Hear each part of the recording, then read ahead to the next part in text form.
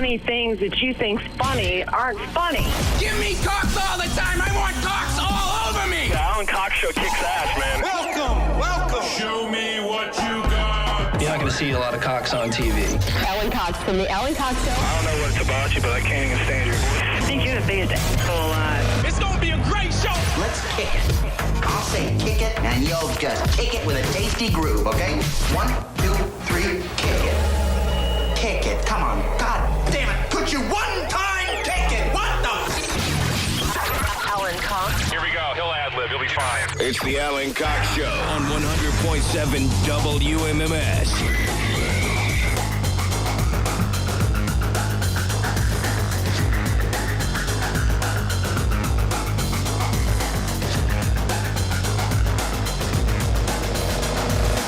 Hey, what's going on, everybody? Good afternoon. Hi there.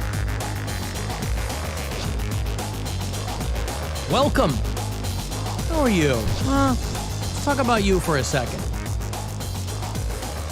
Okay, that's enough. My name's Alan Cox. Thanks for being here. Say hi to Bill Squire. He's here, too. Hey, creepy hugs. Mary Santora is there in Midtown Manhattan. I think. What up? I see her. There she is. I Okay. didn't have my mic on like That's an okay. idiot. Like a dummy Dumbo. Idiot. If you want to join us today live, telephonically, you can. It's 216-578-1007 or 800-348-1007. Oh, I'm going to burp. 35192 if you want to send a text. If you want to watch the show, if you want to see Mary, too, go to the Alan Cox Show YouTube channel. I hate to open the show with sad breaking news, but there's sad breaking news. Oh, I guess that's how we could do it. Terry Garr has died. You know who Terry Garr is? Yeah. No. The pride of Lakewood, Ohio? Are you kidding me? Grew up in Cleveland. From a showbiz family. She was in Tootsie and Young Frankenstein, and she used to be on Letterman and Carson back in the day, and she was so cute. Hosted SNL a handful of times. She's kind of been out of the public eye for a while because she had MS. She's 79, died from complications of multiple sclerosis. She got diagnosed like 25 years ago. And so you'd kind of see her every so often, but anytime I'd see her in something, she was the mom in Mr. Mom. She was in Close Encounters. She was Richard Dreyfuss's wife when he's making the Devil's Tower with the mashed potatoes. Had an incredible career. A great career. I think she was super foxy back in the day. When I was a kid, there was a movie I loved called Oh God.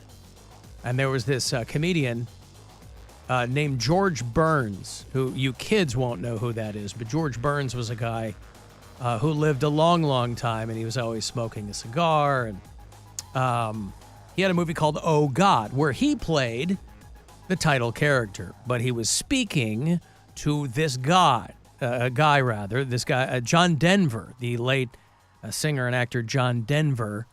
He just played a mild-mannered guy running a supermarket, and God comes to him. And, of course, nobody believes John Denver, that he's talking to God.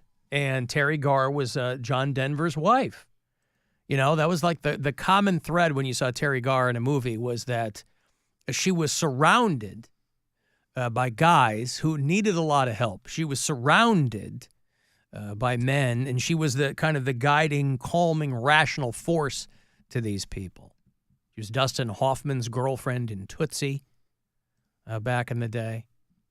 Love her. And, of course, Young Frankenstein. She was very, very young in that movie. And she's just so cute. She's in a movie called After Hours in the 80s, with Griffin Dunn. And, of course, Mr. Mom, her and Michael Keaton. But Terry Garr was from Lakewood, Ohio, grew up in Cleveland. And her family moved to Jersey and then L.A. But she was in a showbiz family. Her mom was like a rockette, I think. Her dad did something in movies. And I was thinking she was the ex-wife on Modern Family, but that was Shelley Long. Shelley Long, yeah. Shelley Long is Ed O'Neill's ex-wife on Modern Family. Terry Garr, I don't think, has done anything for quite some time because she was complications of multiple sclerosis. She died this morning at her home in L.A. She got nominated for an Academy Award for Tootsie. I don't think she won. But, some years ago, she was having a really, really hard time. She had a brain aneurysm. They were reporting that she had been in a coma for several days. She had to, relearn how to speak. But essentially, her acting career was finished. And I don't know if she ever did any, local... I don't know if she did anything as a kid here in Northeast Ohio. But she was a big, big deal for a while. And I always loved seeing her and stuff, especially if you're a Gen Xer. That really was... Her 80s and late 70s, all through the 80s. That was the big Terry Garr era for her. Sandy, we never said we loved each other. We went to bed one time. Sandy, I'm crazy about you. You're one of the dearest friends I ever had. But let's not pretend that we're something else. We're going to lose everything we have. I never said I love you. I don't care about I love you. I read The Second Sex. I read The Cinderella Complex. I'm responsible for my own orgasm. See, she's freaking out at Dustin Hoffman because he tells her, I've been cross-dressing to get roles. I can't get roles. People remember the movie Tootsie. Probably a movie they could never make now. You couldn't make Tootsie now. The premise of that movie was he was a down-and-out actor in New York who could not get any roles as himself. But he decides to cross-dress as a woman with a new name. I think you do an adaptation of that. How do you adapt to... Everybody would have, if you'll pardon the pun, everyone would have their knickers in a twist if somebody tried to reboot Tootsie. I think if you do it with a wink and a nod, I think you could do it. I think you absolutely could. All right. Well, you could be right. I don't know. All right, here's my pitch. The great Sidney Pollack was in that movie, too. He was hilarious. Here's my pitch. Yes. Tootsie reboot. Mm-hmm. A conservative actor can't get any roles. Mm-hmm. He's also got a podcast, really outspoken about, all the conservative talking points, blah, blah. And he goes, you know what? I'm going to try and do this as a woman. Mm-hmm. And then he starts getting attention doing it. And then he also starts to realize, oh, I actually feel more comfortable like this. And he unlocks some repressed emotions that he's been having his entire life. And he actually transitions. Oh, okay. So you go one level further. Yeah. It's not just cross-dressing. It's just as transvestite. It's transgender. Yeah. He goes, I was born in the wrong body. Yeah. I'm not doing this anymore. Eventually he gets to that point, but it takes him a while to get there. All right. It's a real... Do you have someone in mind? Who's that one dude? Bill O'Reilly. Tony Hinchcliffe. No, not Tony Hinchcliffe. The little guy that's with the white... talks real fast. Little guy who talks real fast. He's not really an actor. He's more of he's a failed screenwriter that started doing conservative radio. I don't know. Ben Shapiro. Yeah, that's the guy. Oh, Ben Shapiro. Yeah, I see. Yeah. The guy who can't make his wife wet. Yes. Right. That's a medical condition. Is that what he said? Yeah, that if you're... It is a medical condition. If it's too wet. It is a medical condition. He says if you have a wet pee, you need to go to the gynecologist. Oh, well, that's completely different than saying, being dry. Listen, being too wet is probably awesome. A medical condition, too. But I can't imagine a guy on the planet who would complain about it, right? Too dry, you can take care of that, too, but it'd be more fun to do it organically. But I can't imagine anybody complaining about too wet. Well, anyway, Terry Garr, born in Lakewood, Ohio, raised in Cleveland, and gone. So, go home, watch one of her movies, Young Frankenstein, arguably the best. Fantastic. Hey, Scott. Hey, yes, Alan. Hello. Hi, Scott. Oh, hi. I was wondering. I talked to Connor, the phone man, about a DJ Hall of Fame. Is there not one that is around somewhere? There is a National Radio Broadcasting Hall of Fame in Chicago. Are you asking us to Google things for you? That sounds boring, radio broadcasting. I like the DJ Hall of Fame. You got rock and roll. I imagine it's the same. I imagine it's the same thing. I think that the Broadcasting Hall of Fame that is mostly DJs, Scott. Okay, and I we take all it did you're start not out. in it. We all did start out as DJs. I mean, whether or not we're doing talk radio, nobody starts out doing talk radio. You start out being a DJ. If you came up in radio, Right. I played music and made little jokey jokes in between for a long time before I started doing talk radio. Right. Okay. Why is that on your brain, It Scott? sounds like we're off the subject. How about Natalie Herbeck of Fox 8? You were talking about replacements. And Stephanie Haney. Yeah, but they already have, Scott, they already have jobs. Better jobs. Yeah. If they get more money from MMS.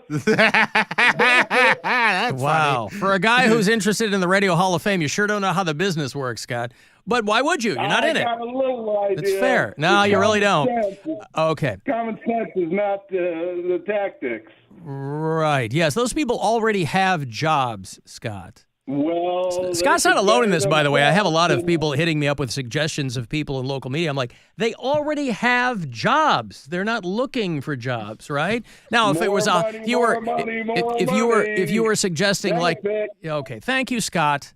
I don't know what's happening with Scott. Yeah. But Here's what I can say from a first-hand. This job's not going to give them more money than they're making. No. I promise. Of you course that. not. It's not how it's set up. No. So, those. Now, listen. Natalie Herbeck, gorgeous woman, and very good at what she does already. Who else did he mention? I don't know the other person.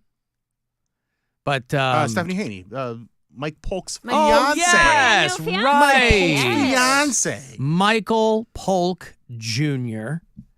Right. He's going to make him an honest man soon. Well, anyway, okay. Thank you, Scott. I've got to go to a break. If you want money, I have that for you. Around 2:30, next keyword to grab $1,000, courtesy of the Buzzard Bookie. 35192. Text me for anything there, and we'll be back. It's the Alan Cox Show. On our free iHeartRadio app and your favorite smart device. Just tell it to play the Alan Cox Show. On iHeartRadio. Prescriptions require an online consultation with a healthcare provider who will determine if appropriate.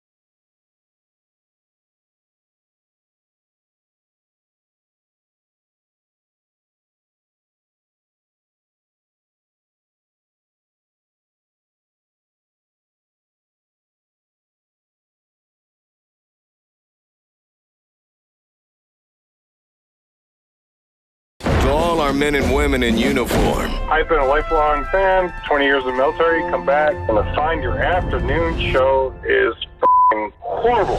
Thanks from the Alan Cox Show. Horrible, horrible. On 100.7 WMMS.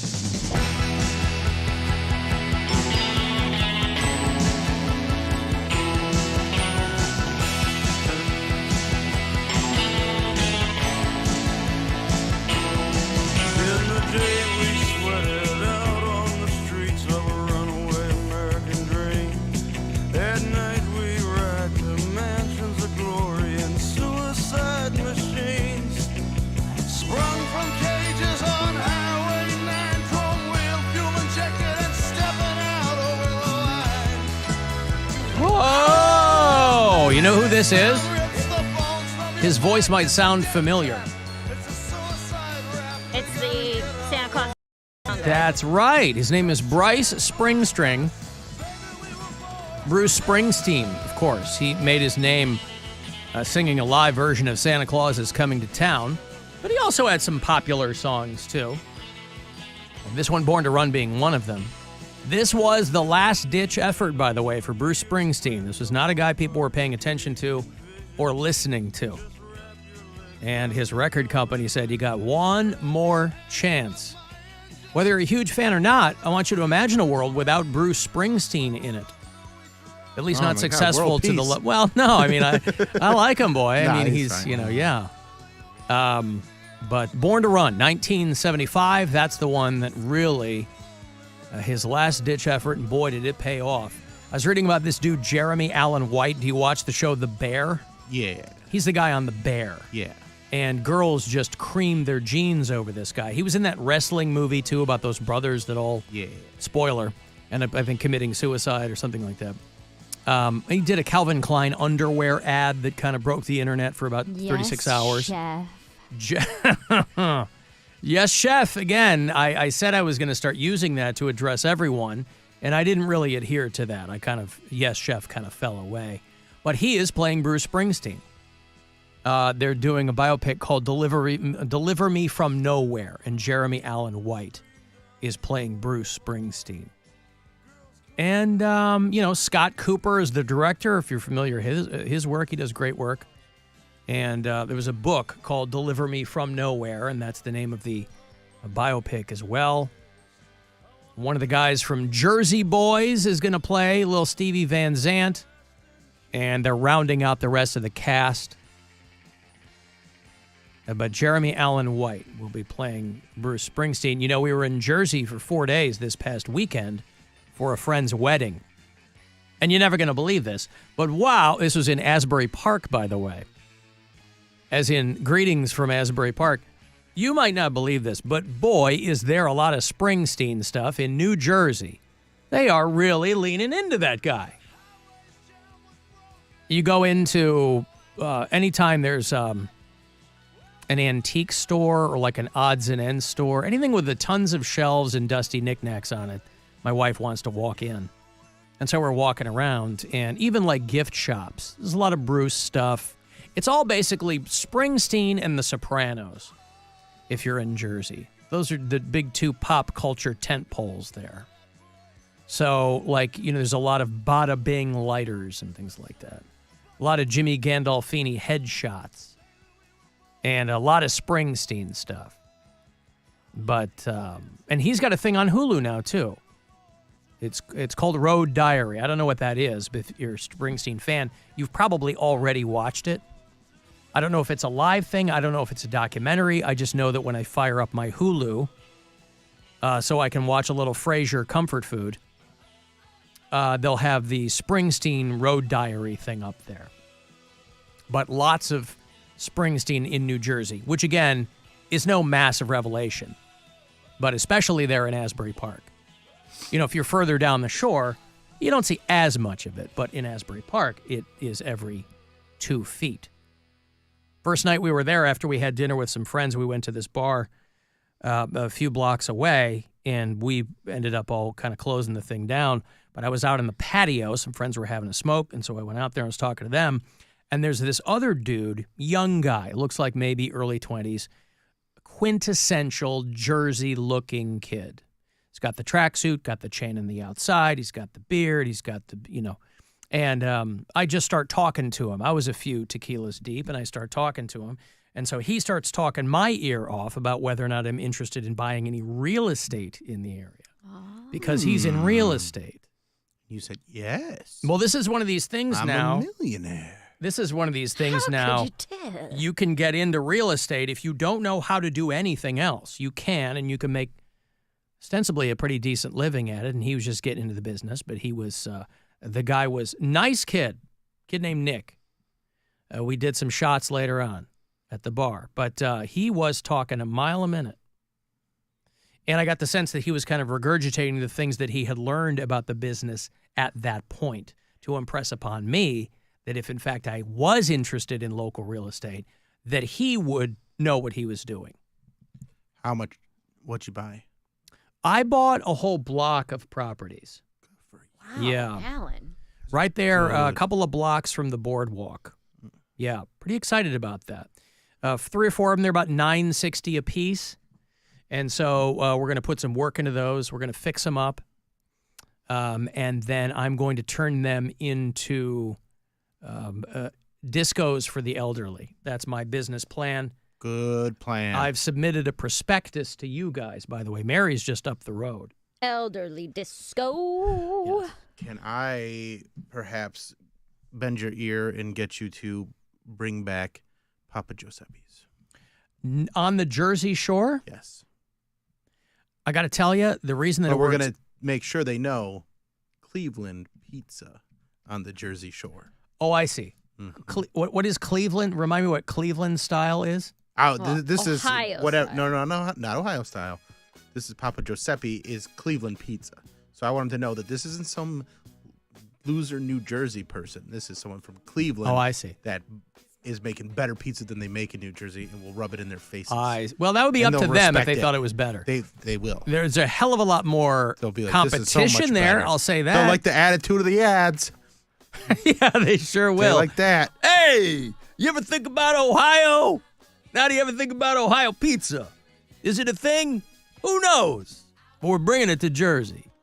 Although I did say we went to Wawa to get the gobbler on the way out of town. But how many bites of that did you take? Half About half. of one? Yeah. Yeah. Well, we split it. That's actually pretty. We split it. Yeah. All right. I hadn't eaten all day. I was ready for the gobbler. I was saving myself for the gobbler. You were ready for the gobbler. Yeah, I was ready for the gobbler. Oh, well, Saturday night though, when we went to this place called Asbury Ale House. I mentioned this yesterday. It's a massive place, and most people are watching the World Series. Which, by the way, good luck Yankees. I mean, they are one. I know the Guardian fans are rooting for the Dodgers, if they're rooting for anybody. But the Yankees so far are really crapping the bed. So a lot of unhappy people at this bar on Saturday night. Our group of friends were watching the Michigan State game. And they were also doing their costume contest. Or it was still early. It was probably 10:30.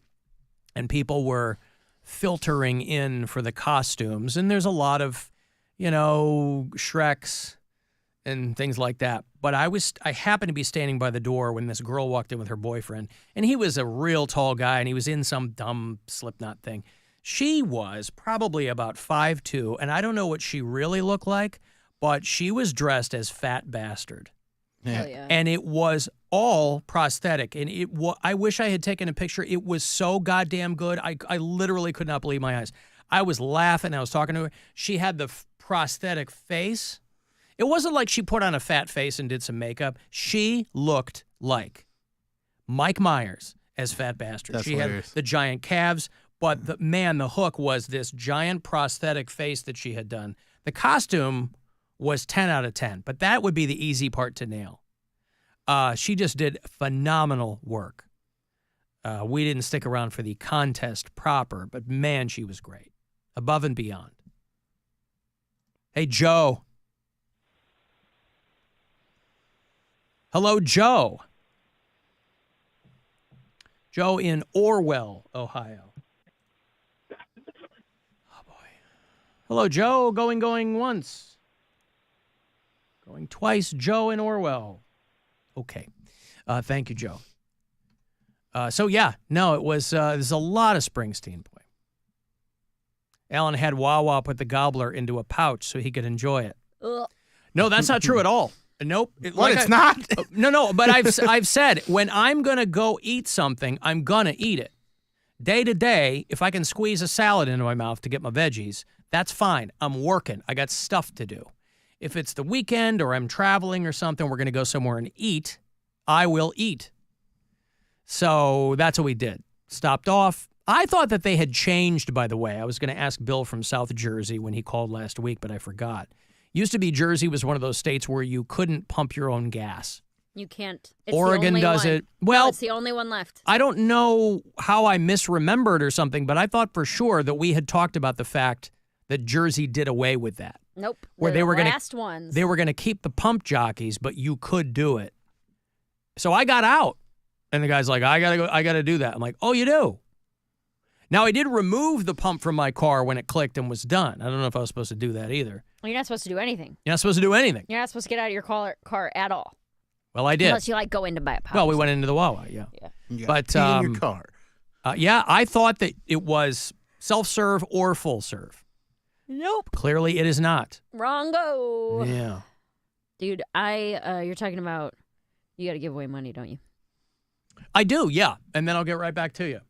It's $1,000 right here for you, courtesy of the Buzzard Bookie. You're going to get 4 of these this afternoon, so good luck.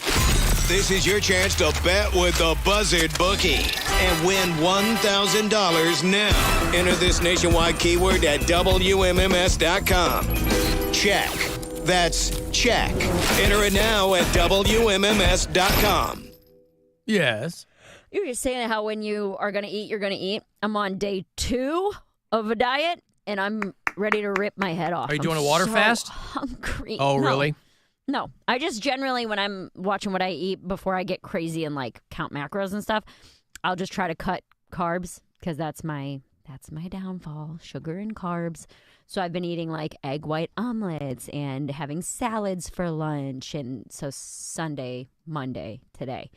And I am angry. Really? You know, they have a word for that, Mary. Hangry. Oh. It's a portmanteau of hungry and angry. Well, I hate it and I want a donut. And I never want donuts. Donuts are pretty good. Mm-hmm. Yeah. They have them sitting out in our kitchen right now. Here. Oh, get one. Treat yourself. I ate an apple instead, and I was so mad. You deserve a donut. That's a perfect fall fruit. You got an apple. Got broken ankle. Don't do this to me, dude. He's really trying to. I'm 48 hours into this. Yeah, it's time for a treat meal. Yeah. Okay, so how does this? So lay this out for me then. You're not doing 1 meal a day. No. Okay. Just watching carb intake, because if it were up to me, I would have toast for breakfast, a sandwich for toast with my breakfast, see. a sandwich for lunch, and then pizza or pasta or something like that for dinner. Yeah, that wouldn't bother me at all to not have that stuff. I love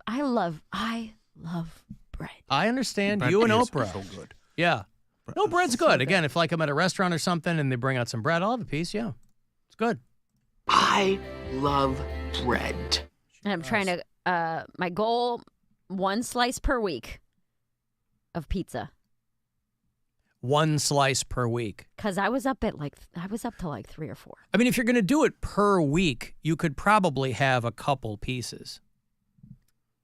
And that's what I was thinking, where it's not that, because when I have a slice of pizza, it's my dinner. I'll have, because they're big, and I'll have 1 slice of pizza with my dinner, as my dinner. So I'm like, if I was going to say, with your dinner. It's just a side. It's a slice of pizza as a side. Yeah. What would you like? You know what? I'd like the porterhouse, and can I get a side of pizza? I'll do a chicken marsala, and instead of pasta, just put it on top of a piece of pizza. Yeah. Do you guys have Big Mac pizza? Oh, boy, I'd love a piece of that. We almost Uber Eats McDonald's last night. And I was like, no. Some $25 fries? No, I know, yeah. But I made... but they're cold, too. Even better. It's cold and salty. My roommate had these little keto tortillas that are 25 calories and taste like a sponge. Yeah. So I was like, I had cooked chicken for the week, so I made little tiny mock tacos with some chicken. You mean macos? Macos, yeah. Mm-hmm. It was right there. Macco Oh, man. She's gonna eat a fake taco, man. All right. So you're 48 hours in, and you're already ready to kill. Because it's donut time. What kind of donuts do they have? Pumpkin spice donut. Oh, you're not going to have those for much longer. You got to get it while you can. I know. And I brought a dumb salad with stupid shredded chicken on it. Why don't you use hard-boiled eggs? I do like hard-boiled eggs, Those but are they so make good. me very, very farty. Oh, they do? Yes. Oh, I'm sorry to hear that. And I already eat eggs for breakfast. Already eat eggs for breakfast. I feel like that's too much eggs. To eat eggs, I eat breakfast every single day. So Lot to of eat eggs protein. for breakfast and then to eat them also as a snack seems excessive. All right. No snacking eggs for you. No snack eggs. Mm-hmm. I have been having a conversation with my daughter. Gwen and I have both been having a conversation with our daughter about the fact that you can make friends with crows. We have a lot of crows in our backyards, and this is not, ornithologists will tell you this, that crows operate in such a way in that they're very smart birds, and they operate in such a way where their socialization with humans is different than some other birds. And so my daughter's on this big kick now where she's trying to figure out a way to befriend a crow. Now, I don't know what form that would take. You give them, like, gifts. That's what I always thought, is that, like, they'll bring you gifts in exchange. Like, you give them treats Like or isotoners. food, Oh. and then they'll bring you, like, sticks and stuff. Yeah. Like, oh, it's like an exchange. Well, there was an article I was reading this morning about how crows also, and this probably ties into the friend thing, because this would mirror a lot of behavior from humans, that crows can hold grudges. Hell yeah. That crows can hold grudges for 17 years. And then after is what 17 it years, says. they go, all right, it's time. I forgive you. The experiment that they did. Quote the Raven, I forgive you. That's right. They did an experiment. They said that one of the grudges finally ended, but it was only after most of the birds were dead. And I'm like, man, that's Good for petty. them. You're hanging on to it. I didn't know crows were Irish. So that's something to consider. Because you know what a group of crows is called. A crow. Counting. Oh. Casting. A casting Oh, it's crow. casting crowns. Casting. Casting couch. Oh, isn't that the Jesus band, Casting Crowns? Casting crowns. Oh, Yes. I never heard of them. Casting crows. You idiot. Of course, it's a murder of crows. It's called a murder. And I'm surprised that's never been replicated with another group of something. Right? Just a murder of crows. Yeah, like, hey, I got a murder of donuts for Mary. Oh, yeah. That's 14. 12 is a dozen. 13 is a baker's dozen. 14 is a murder of donuts. Because if you eat that many in a sitting too frequently, you will murder, your heart will murder your body. Mm-hmm. Yeah, let's do that. So if you're somebody who's out there, maybe you're a birder, and you've got a murder of birders out there. Maybe your dirter's a birder and she was murdered. My dirter was murdered by a murder birder. You can keep in mind that you might befriend them, but just stay on their good side because they might hold a grudge for a long, long time. I heard from one of our bureau chiefs, if you listen on the iHeartRadio app, I like to know where people are if they listen out of state. And we have one person.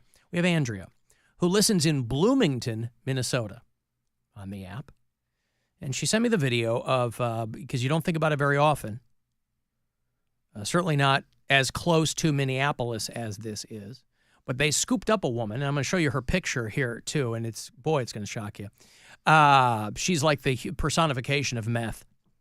But rustling. They still scoop people up for rustling. You think about this, you know. Like in bushes? No, not Rustling around? No. Ma'am, you cannot be rustling. No, in not the those hedges. sound. Yeah, no. No. Purloining, grabbing other people's livestock. They scooped up a woman who was trying to steal someone's sheep. And she said she found the sheep or something. But the newly installed police chief there in Bloomington is a guy by the name of... Roundup I have never heard this definition of rustling. Well, cattle rustling back in the, out in Wyoming and in the Old West, it was when you were stealing somebody's... That what it is? Yeah, you're stealing somebody's livestock. No, what's it called? You're out there roping dogies. With the rope. Well, the lasso? Lassoing. But you'd have to lasso the stock to rustle it. They would go, get out of here, you goddamn cattle rustlers. Rustling is still a thing. That's crazy. So she's stealing cows? Nope. She was trying to walk off with somebody's sheep. Sheep? Yep. And they got it on film. And the newly installed police chief there in Bloomington, a man by the name of Booker T. Hodges, great name, explains that he does regular Facebook video communication with the public there. And he's explaining how this is still a crime. You can't rustle. A crime that city dwellers don't often have to talk about. And we're going to talk about livestock rustling, R-U-S-T-L-I-N-G, which is a crime for stealing someone's livestock. And we do have a farm here in Bloomington in the South Loop, the Kelly Farm. So on October 9th, around 6:45 p.m., our officers were dispatched to the area by the Kelly Farm. There's a hotel over there on a report of a man and woman walking a dog and what appeared to be a sheep. So I'm gonna play this video here. You can see this is what our officers giant dog and a sheep. Our officer here assists in separating the sheep, which is not a sheep. It looks like a sheep, but it's a ram. I guess that's what we call the male sheep. But anyhow, separating the ram from the dog here. Now, they do blur the woman's face out, but he will show you her mugshot, and it's glorious. And you see that here. The woman who was confronted originally said that she had purchased. How do they know it's not her ram? Because they determined it wasn't. She's. But how? Well, they'll probably explain that. And you see that here. The woman who was confronted originally said that she had purchased the sheep, or the ram. That turned out not to be true. What actually happened was she went to the farm and drugged the sheep out of the farm. And I'm going to play this video here again. You can see our officer here. The strap is a bag strap, so the sheep got his nose damaged, and she almost choked the sheep out. And choked the sheep out. Yeah, she's like doing a sleeper hold on a ram. We're back here. These are birds. You count me now. Yeah. And these are the same birds that are next to the farm. So you can't rustle people's livestock in Bloomington. So we locked Miss Mandy Bauer. Oh, yeah. Look at her. Look at her. Post Malone was pretty good, too. What a beauty. On a delay. Yep. It looks like she's got a sheep tattoo on her cheek or something. For felony. For a felony, yes. Rustling. In Bloomington, you cannot do that. And I know it's a crime we don't talk about too often. Hey, man, meth ain't that bad. You can't do it.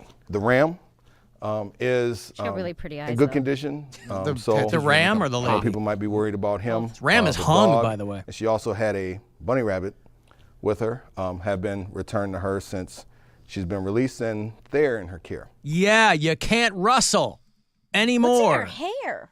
She had burrs. That's how they knew that she stole, because she went through the brush to steal these animals. Stole a rabbit, stole a ram. While yes, wrestling and rustling.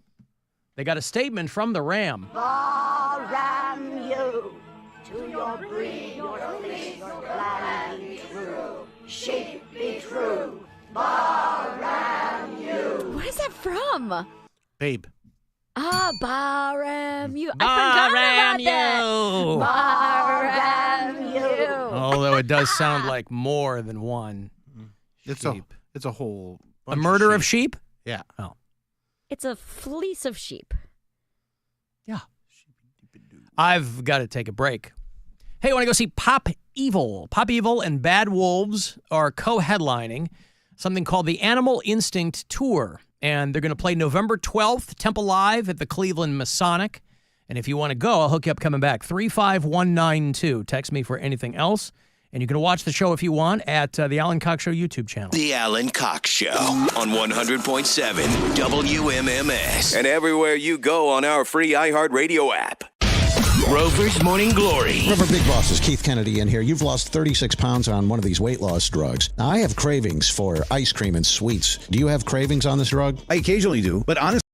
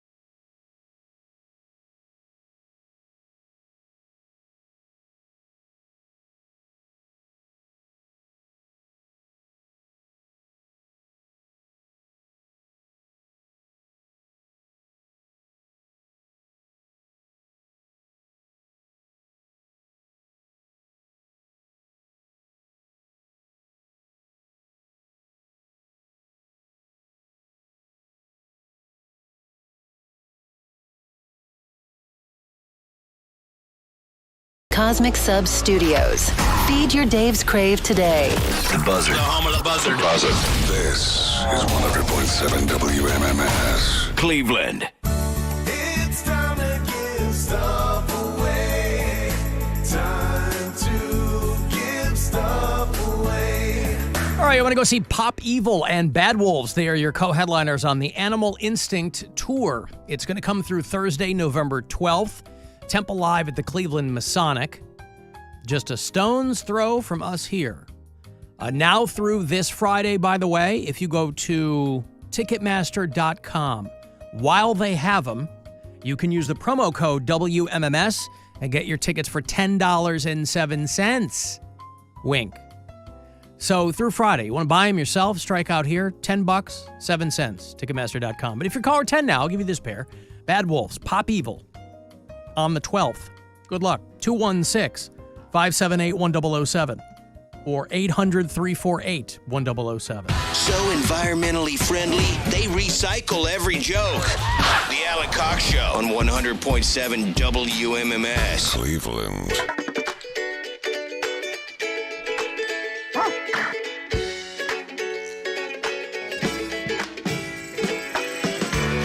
I was reading about Jay Johnson. Jay Johnson he's been an actor and Johnston, yeah, Jay Johnston. Actor and a comedian for a long time, most recently. I mean, Bob's Burgers is a show. I hear this theme song in my sleep because it's the only show my daughter ever wants to watch. And so Bob's Burgers is always on in our house. No, I don't mind it. I think it's very funny, but any show that is on that frequently, you kind of, it gets a little monotonous. But Jay Johnston, if you're a Bob's Burgers fan, he was Jimmy Pesto. He did the voice for a long time. I remember him from Mr. Show. Yeah. 25 years ago. He's done a ton of guest spots on shows like Arrested Development. Yep. He was in Anchorman. He was one of the other news teams. You might recognize him if you saw him. Well, he was one of the guys that stormed the Capitol on January 6th. And he got scooped up. Wait, why'd they storm the Capitol again? Bill, see me after the show, will you? For freedom, Bill. For freedom. I think say it. There are only a couple of people of note that I saw pop up. Celebrity types or people who are accomplished in their field. There's another guy we talked about on the metal show, a guy named John Schaefer, who was one of the founding members of this metal band called Iced Earth. And they got a picture of him that was making the rounds, too. You know, some of these iconic pictures that went around in the wake of January 6th. You had the QAnon shaman and all this nonsense. The guy with the boots on the desk was my friend's neighbor. Oh, really? We were just down in Arkansas at that comedy fest. He lives down there, and, yeah, that's his neighbor. Did he get jail time? Yeah. Well, that's what's interesting to me and it must just be whether or not you try to beat up a cop, which seems to be what Jay Johnston did. In the case of John Schaefer with Iced Earth, and he's one of these 3%er dopes, whatever. But he got like 6 months probation because I think maybe he just went in or I don't know I don't think he pooped on anyone's desk, but Jay Johnston got a year in prison. Now, he basically got dropped by everybody. He hasn't done Jimmy Pesto on Bob's Burgers for a while, and obviously he hasn't gotten any work since he got these charges for January 6th. His lawyers, of course, said that he was being unfairly targeted because he was, quote, an accomplished actor. Except he's a really bad actor because he couldn't convince them. You know, all these guys have like fake remorse when they're in front of the judge. I sincerely regret my actions, and now I know blah, blah, blah, hoping to get some leniency from the judge. And in some cases they do, I guess if it's determined to be genuine. In most cases they do not. Because as soon as the judge goes, well, that's nice, but I'm still giving you jail time, then they scream, F you, Trump won, blah, blah, blah. So they're all lying about remorse or whatever. And that's what got Jay Johnston the year in prison, essentially, is because the judge was like, yeah, you are all, I'm so remorseful, but he's like, but you did a Halloween party a year later and you dressed as the QAnon shaman. So he wasn't even smart enough to tell people, hey, could we do a yonder bag Halloween party? Right. He pleaded guilty to a felony count of interfering with law enforcement. I think he was one of these guys that got got up against some law enforcement. I don't know if he had any bear spray on him. But the judge said that his conduct, this is a Trump judge, by the way, said that the conduct was reprehensible, rather, and that Jay Johnston, who's 56, didn't show any remorse. So January 6th, 6 months later, and you might recall the Jay Johnston thing was interesting because he had like a balaclava on. He had a mask on the bottom part of his face, so not a full face thing. And there were a lot of people passing that photo around. And they were going, boy, this looks like Jay Johnston. Like other actors, people who know him go, man, that looks like him. And they were only identifying him at that point from the eyes up. And he initially denied it, I think. He's like, that's not me. But then, I don't know, whatever granular data they had got pieced together. And he had to cop to it. And the FBI had tweeted out a photo. Hey, can anybody tell us who this guy is? And then the internet did its thing, including a lot of people who know the guy. And were like, I think that's Jay Johnston. He led a group to the front line of rioters, helping to launch an assault against a group of officers. Because, you know, back the blue. So he gets a year in prison. Again, some of these other people, they get themselves 6 months probation and blah, blah, blah. He helped 4 other rioters wash their eyes out after being sprayed with pepper spray. Look for the helpers. I mean, that sounds nice, though, right? Right, I mean, that's a nice thing. Yeah, it's a It's nice a kind thing. gesture. Yeah, that's what. But he also used a stolen Capitol Police riot shield to fight off police. He participated in the push that pinned and crushed a Capitol officer against a door frame, and we might recall that photo, too. Yeah. Jay Johnston was part of that. So obviously they fired him from Bob's Burgers. He had been on Mr. Show. He'd done a lot of things. He was a working actor and comedian. But he'll get a year. He got sentenced to a year. He'll probably do 4 months. But I don't know where you go from there as far as showbiz goes. Maybe he can, I don't know what he'll do. But he got scooped up in that whole thing. It's funny. What's her name? Nancy Pelosi. Sorry, MAGA. Nancy Pelosi. They get all, even mention her name and they pucker. Her daughter, Alexandra, is a documentarian of some note, and she does good work. And she did a documentary called The Insurrectionist Next Door. And I had heard things about it. It was her kind of shadowing a lot of these January 6 people as they were going to court and as they were going through this process. And she was trying to figure out where these people are coming from. It's on HBO if you want to watch it. And I thought it would be interesting to watch. I was like, well, yeah, let's see what she's doing here. You know, she's level-headed and she's, she's a documentarian. So she doesn't really, I'm sure she takes some position because her mom is Nancy Pelosi and a bunch of MAGA dopes. One of them, hit her stepfather in the head with a hammer, whatever. So she's talking to a couple of these dudes. I got through about 40 minutes of it. Hey, when that happened, did Republicans make jokes about it, or did they say that's a terrible thing and does not represent us? Funny thing, they made jokes about it. Oh, okay. Yeah. Don Jr. said his Halloween costume was a hammer, and yeah, he was going as Paul Pelosi. It's very funny. Anywho, so this Insurrectionist Next Door documentary on HBO, yeah, I made it through about 40 minutes, and I was like, I don't care what these dopes have to say about, like, because they're all like, well, yeah, I mean, I was just there to see what was going on, and then I got caught up and blah, blah, blah. And I'm like, okay, you're a grown-ass man. What are you talking about? And none of them, again, I didn't watch the whole thing, which I'm sure is doing a disservice to the project, but I'm like, I'm just so tired of all this. We got to get into the, What's in the mind of the Trump voter? Not one. There's not one piece on Fox News or Newsmax or OAN about deciphering the mind of the Biden voter. Or let's find out where Kamala Harris voters are coming from. Let's see if we can seek to understand where they're coming from. Not one of those. There's all this, let's sit down in a diner in Jerkwater, Tennessee, and talk to these old dudes about why they love Trump. Because guess what? You're not going to come to any rational conclusion about why they do.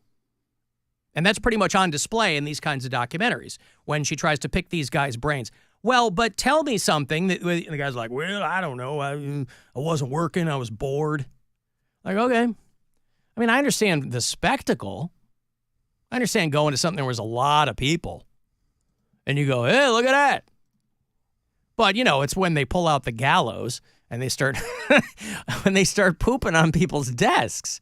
There's an art installation right now, I think, at the Capitol that is, it's called the Resolute Desk. I'm sure you can Google image search it and you'll see it, but it's there for, I don't know how long, but it's some guy did an art piece that's there.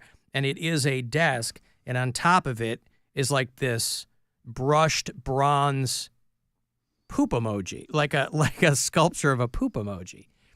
And I can understand somebody wanting to be part of some big wave of something, but the pooping on the desk is wild. Would you poop on a desk? I mean, you'd have to either put it in your hand and throw it on the desk, or you'd have to hop up on the desk. It's all very strange to me, especially in a time where you can mail poop to people, right? Comes in nice packaging, discreet. You never know it's coming. You might notice the smell, but a lot of things in transit smell. I have to assume, it's been around a long time, I have to assume it still exists. The companies where you can mail poop to people. And I don't mean Cologuard. That is also a service where you mail poop to people. Well, to doctors. I did. well, you hope you hope. You hear about porch pirates and people who are, that's become a very sophisticated thing, by the way. The porch pirates thing, it used to be, people were just walking by checking to see if there were packages on people's porches. And then they go and scoop them up. If you were lucky, your Ring camera might get them. That whole thing has gotten very sophisticated, where there'll be groups of people now who will either have someone on the inside of the delivery service, or they will be locked into like the FedEx schedule, the delivery route schedule. So they know exactly when the package is coming, and they'll go scoop it up. So yeah, when I did the Cologuard thing a couple of years ago, as a precursor to my actual colonoscopy, I had every faith that it was, in fact, going to a doctor or a laboratory of some kind. And there's no mistaking that box, obviously. It's very prominently labeled. It's not in, plain brown packaging. I mean, that would be great. Because then if somebody happens to steal it, they take it home and they open it up, excited, and it's poop. It poop again. Oh, it's call the fire department. This one's out of control. Yeah. Don't put it out with your boots, Ted. Don't tell me my business, devil woman. You want to know what I just did in the break? No. Okay. Of course I want to know what you did in the break. I had my palms read. Because you've been R-E-D? Your palms are red? No, R-E-A-D. Oh. I went to the bathroom, and there's a guy sitting. There's a person reading palms in the bathroom? This is wild. I walked to the bathroom. There's a man in a wheelchair. Was he also handing out sticks of gum and napkins? No. Oh. I was walked past a guy in a wheelchair, and he just looks at me and goes, "Thank you so much." And I was like, "Yeah, man, no problem." And then it just came out of my mouth. And then I was like, who did he think I was? I don't know who this man is. And then by the time I came out of the bathroom, the guy in the wheelchair and another guy had a girl's hands. And I didn't know what they were doing. I was like, maybe they're praying. This is outside the bathroom? This is just in our lobby area. Oh, okay. And I go, "What are you guys doing?" And she goes, I'm getting my palms read. And I was like, oh, can I go next? And they were like, yeah. So I like went and grabbed my salad and filled up my water and brought it back into my studio. And then I went back out there. Was this a guest on like a show or something? Yes. Apparently they had them in down the hall on Z100. Ah. And he's like, you want to get your palm? I said, yeah. And he like took both my hands. You know, he's like sitting there and they take a couple minutes just to feel your energy, right? And he's like, dude, he made me cry. He nailed it so hard. But the fact that you get mad at a magician for lying to you. But he's not to explain. Ready for what I'm about to tell you? Explain to me, if he's not psychic, explain to me how he knew these things. Because I don't these know people. This person. Go ahead. You don't even know what I'm about to say, but go ahead and No, explain. go ahead. These You people go ahead. What? Go These ahead. These people what? No, go ahead. So he takes my hands and he's reading them and he's like, you have really good energy. You know, the basic stuff. You have really good energy. That's not true. You are hardworking. He was like, I don't know what you do here, but it's not your main priority. He's like, I see your time here coming to an end soon. I don't know if like basically saying, I don't know what it is, but you're not going to work here much longer. Can you imagine if that was her full-time job and he's Right. like, yeah, this isn't a priority for you and you're not going to be here much longer. Okay, so that's my point, though. That is a wild guess to take Yes. in an office setting. So to tell someone who this could be, he doesn't know who I am. I could be the CFO of marketing. He has no idea what I do here. So for him to say this is not your priority job and your time here is coming to an end. Go ahead and explain it away. What else did he tell you? So You're then giving I us said- the two things that you said are no, dead on. just wait. So what did then- he tell you that was 100% wrong? The only thing he said, he was like, I don't know, I keep seeing like little toy cars. Did you play with cars a lot as a kid, or do cars mean something to you? And I was like, no. I was like, no, not really. I don't really connect with cars. He's like, you're a lesbian, right? You have a girlfriend now, or are you hoping to get married? Or what is it? No, he said, that was the one thing that I was like, this has absolutely no connection. But then it was like other generic stuff where he was like, it seems like, you're in a good place with your love life. You're going to be successful, but it's going to take a little bit longer than you think. So that stuff's generic. So very then, vague. You're right. So then he goes, I'm seeing a number 4. He goes, are you the 4th child? And I said, I am actually. He goes, 4th of 5. And I was like, yes. So now, not only has he told me I'm not going to be this job much longer and it's not my main priority, he called out that I'm the 4th of 5 children. And then, this is the part that made me cry. He goes, I'm getting really, really strong Scorpio vibes, which is Scorpio season, whatever, right now. He goes, it's your dad, which my dad's birthday was yesterday. Yep. So he goes, your dad. And then he goes, I'm trying not to cry. He goes, something with your dad's lungs. Stop. I'm really into this. I'm going to get mad at you. Seriously. He goes, something with your dad's lungs. And I like started to tear up, and he looked at me and he goes, is everything okay? I said, yeah, just keep going. And he goes, it's something with your dad's lungs. And my dad freaking died from COVID, dude. My dad was put on a ventilator. My dad couldn't breathe. And so I started to tear up, and he's like, it's something with your dad's lungs. He goes, I don't know if he's currently sick. I don't know if maybe you guys just stopped talking. He goes, but there was definitely a rift there. And he goes, and he wanted to say more to you and your siblings. He's like, I don't know if he's still with us or not, or maybe you guys just don't talk anymore. He's like, but there's a lot of things he wanted to say that he hasn't said yet. And I just like started bawling because I was like, how the hell could this guy possibly know that my dad's birthday, just strong. I'm Scorpio impressed energy that this from your all dad. happened in the break and you composed yourself by the time we came back. I didn't say anything until 2 minutes ago because I was crying. Yeah. But he said, yeah, he was like strong energy from your dad. His lungs are a problem when he died from freaking COVID. And then what did I say yesterday? Yesterday on this show, I was saying all that deep stuff about my dad, and I was like, I feel like I might finally be ready to forgive my dad. Right. And then this guy comes in. Because he never believed in you. And then this guy comes in and says all that stuff. Come on, man. You guys explain it away. Tell me how I you're gonna can't. explain that away. You had a very profound experience. yeah. I can't tell you that guy's not psychic. I don't believe in that stuff. So then how can you explain this interaction? I didn't say that I could.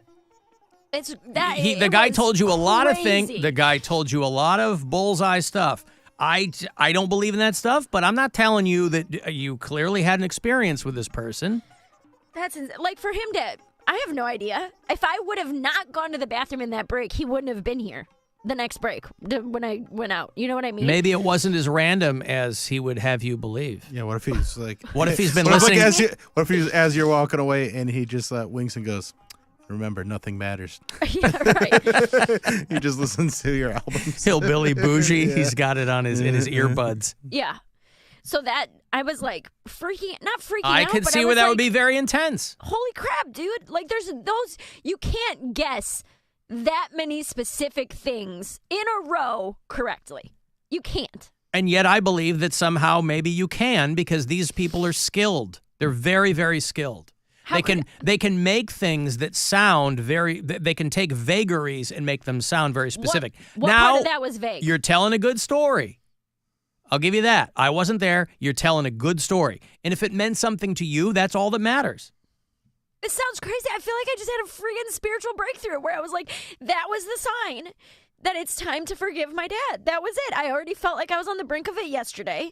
And then for all this stuff, that it's really time to move on, to feel like, you know, he accepting that we had what we had and I can just love him for who he was, even with all of his flaws and the way that, you know, he treated me sometimes, and like the worst, darkest parts of him that I haven't literally shared with anybody, that I've been struggling to forgive him for 3 years. And then yesterday, I feel like I have this deep emotional moment by myself. I come to these conclusions where, like, I don't need to seek out negativity anymore. I feel like I'm ready to forgive my dad. And then this guy comes in talking about your Scorpio energy with your dad is really, really strong right now, and he has troubles with his lungs, and he didn't get to say things he wanted to say because we couldn't freaking go into the nobody got to say goodbye. We couldn't go into the hospital. Right. I found out my dad died on a Zoom call. I don't believe you can guess. You cannot guess. And then to tell me when I'm you fourth walked of away to five get kids. when you walked away to get your salad, he Googled you. He doesn't know my name. Doesn't he? No. Doesn't he? He didn't even ask me my name. Doesn't he? Why couldn't he tell you your name? I didn't ask. It probably doesn't matter what my name is. Listen, I wasn't there. That's your experience, and nobody can tell you that you're wrong. That was crazy. Yeah. I did my makeup today. I looked really cute before this. Well, it's just no. Listen, it's just a. I don't have an explanation for it. You had. Well, I'm sure there is one. I just don't have it. I'm not that bright. But listen, I would think love that's for you to come up with an explanation for how he could nail so many. Fourth of five kids. My dad. The reason that those people are professional is because they're very, very good at figuring people out. It's called cold reading. I did not give him anything. He didn't even ask my name. You know what I told him? I said, I washed my hands. That's why I made a little joke. Haha, I washed my hands for you. Right. I didn't say a word to him. I didn't understand. offer up any information. But the way, like, he says, I'm getting the number 4, and then he sees how you react. A word. But he says he sees how you react to it. But do you understand what I'm trying telling to tell you? There is a skill called cold reading that they use to get this information. Also, I can't tell you that guy's not psychic. I can't either, because it sounds amazing. I don't. It sounds amazing. I'm going to say I'm not trying to belittle your experience here, because I just want you to have this experience. It sounds wonderful. So I'm not trying to say that, but don't try to make us believe it, because we don't. But I'm I want you to make you believe but it, I want you to understand that it is important to you. It's great. I'm glad you had this experience, but I know there's a thing called cold reading, and they're very good at it. There's a thing called cold reading, but to say strong Scorpio vibes from your dad who has lung problems. What was something? Didn't I have to go to break here, or whatever. What was something he gave you that was way off? Honestly, the car thing was the only thing he said. You're meant to have kids. He didn't say you do have kids or anything like that. But he was like, you're meant to have kids, and he goes, and not maybe the just cars are one. because you were doing the road so much for a while. Maybe he was like, you're meant to have kids and not just one. And I just kind of giggled. I didn't say, yes, I have kids. No, I don't have kids. I have 12 nieces and nephews. I didn't say any of that. He said, you're meant to have kids and more than just one. He was like, you're a very empathetic person. And listen, if this puts you in if this pursuant to yesterday's conversation, if this puts you in a better spot mentally with respect to your dad, there's no downside, right? It's just, I'm That's good. blown away for that to have just happened. You can be walking on sunshine after that. I don't even know if it's walking on sunshine. I'm just like, that's, to me, when things like that happen, those are, no matter what you believe in, whether you believe in God, universe, spirit, whatever your thing is, that is so blatantly a sign. Such a strong sign that it's like, hey, these things can't just align like that. Okay. I feel like you guys are holding back because I'm crying and you don't want to make me No, feel I have bad. to go to a break. I don't have know anything you else do. to I know say. you do. There's I a lot of wasn't things there I don't for it, believe so in. I don't know. I don't believe in Beatles. I just believe in me. Okay. I got to take a break here. Well, Beatles should be believed in. 35192. When I send a text, AlanCoxShow.com. You can email me there. You can watch the show at our YouTube channel. And we'll be back. I will have more money for you at 3:30, courtesy of the Buzzard Bookie. This is the Alan Cox Show. Everywhere on our free iHeartRadio app or whatever smart device you have. Just tell it to play the Alan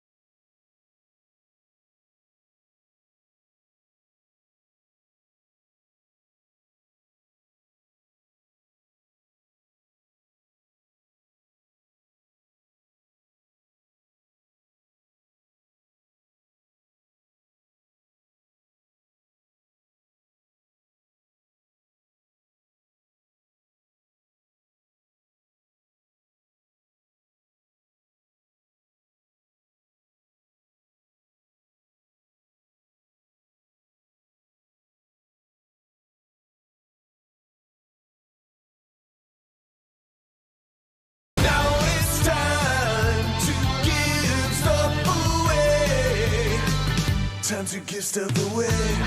It's coming back around again. Bill Squire's Christmas Kwanzaa is going to happen at the world-famous Agora on Saturday, December the 28th, with Mary Santora and Joe Briggs, who will be here on Friday, Liz Blanc, Mickey Genosi, and Elijah Nevels. Stacked. AgoraCleveland.com has the details. Anything else you want people to know? It's going to be the best night of your entire life. Mark it. Saturday, December the 28th at the Agora. Even if you don't go, it'll be the best night of your life. But if you go, it'll be even better. Whether or not you're there. Yeah. 2 tickets here for caller 10. Good luck. 216-578-1007 or 800-348-1007. Have you ever been impregnated with excitement? Well, it looks like you're showing. Welcome back to your new daddy, Alan Cox. On WMMS.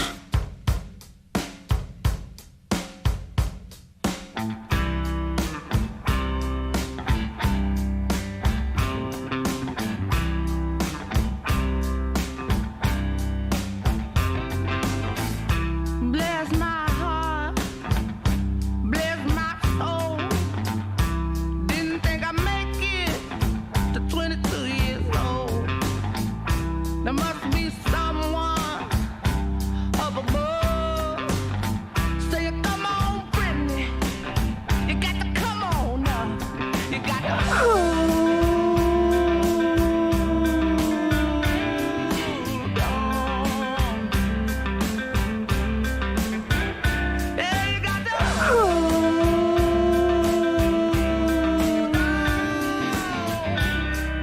Cavs win again, by the way, last night. They are 4-0. Haven't lost yet in the regular season. Dude, that was such a fun game, too. Cavaliers over the Knicks at the Garden.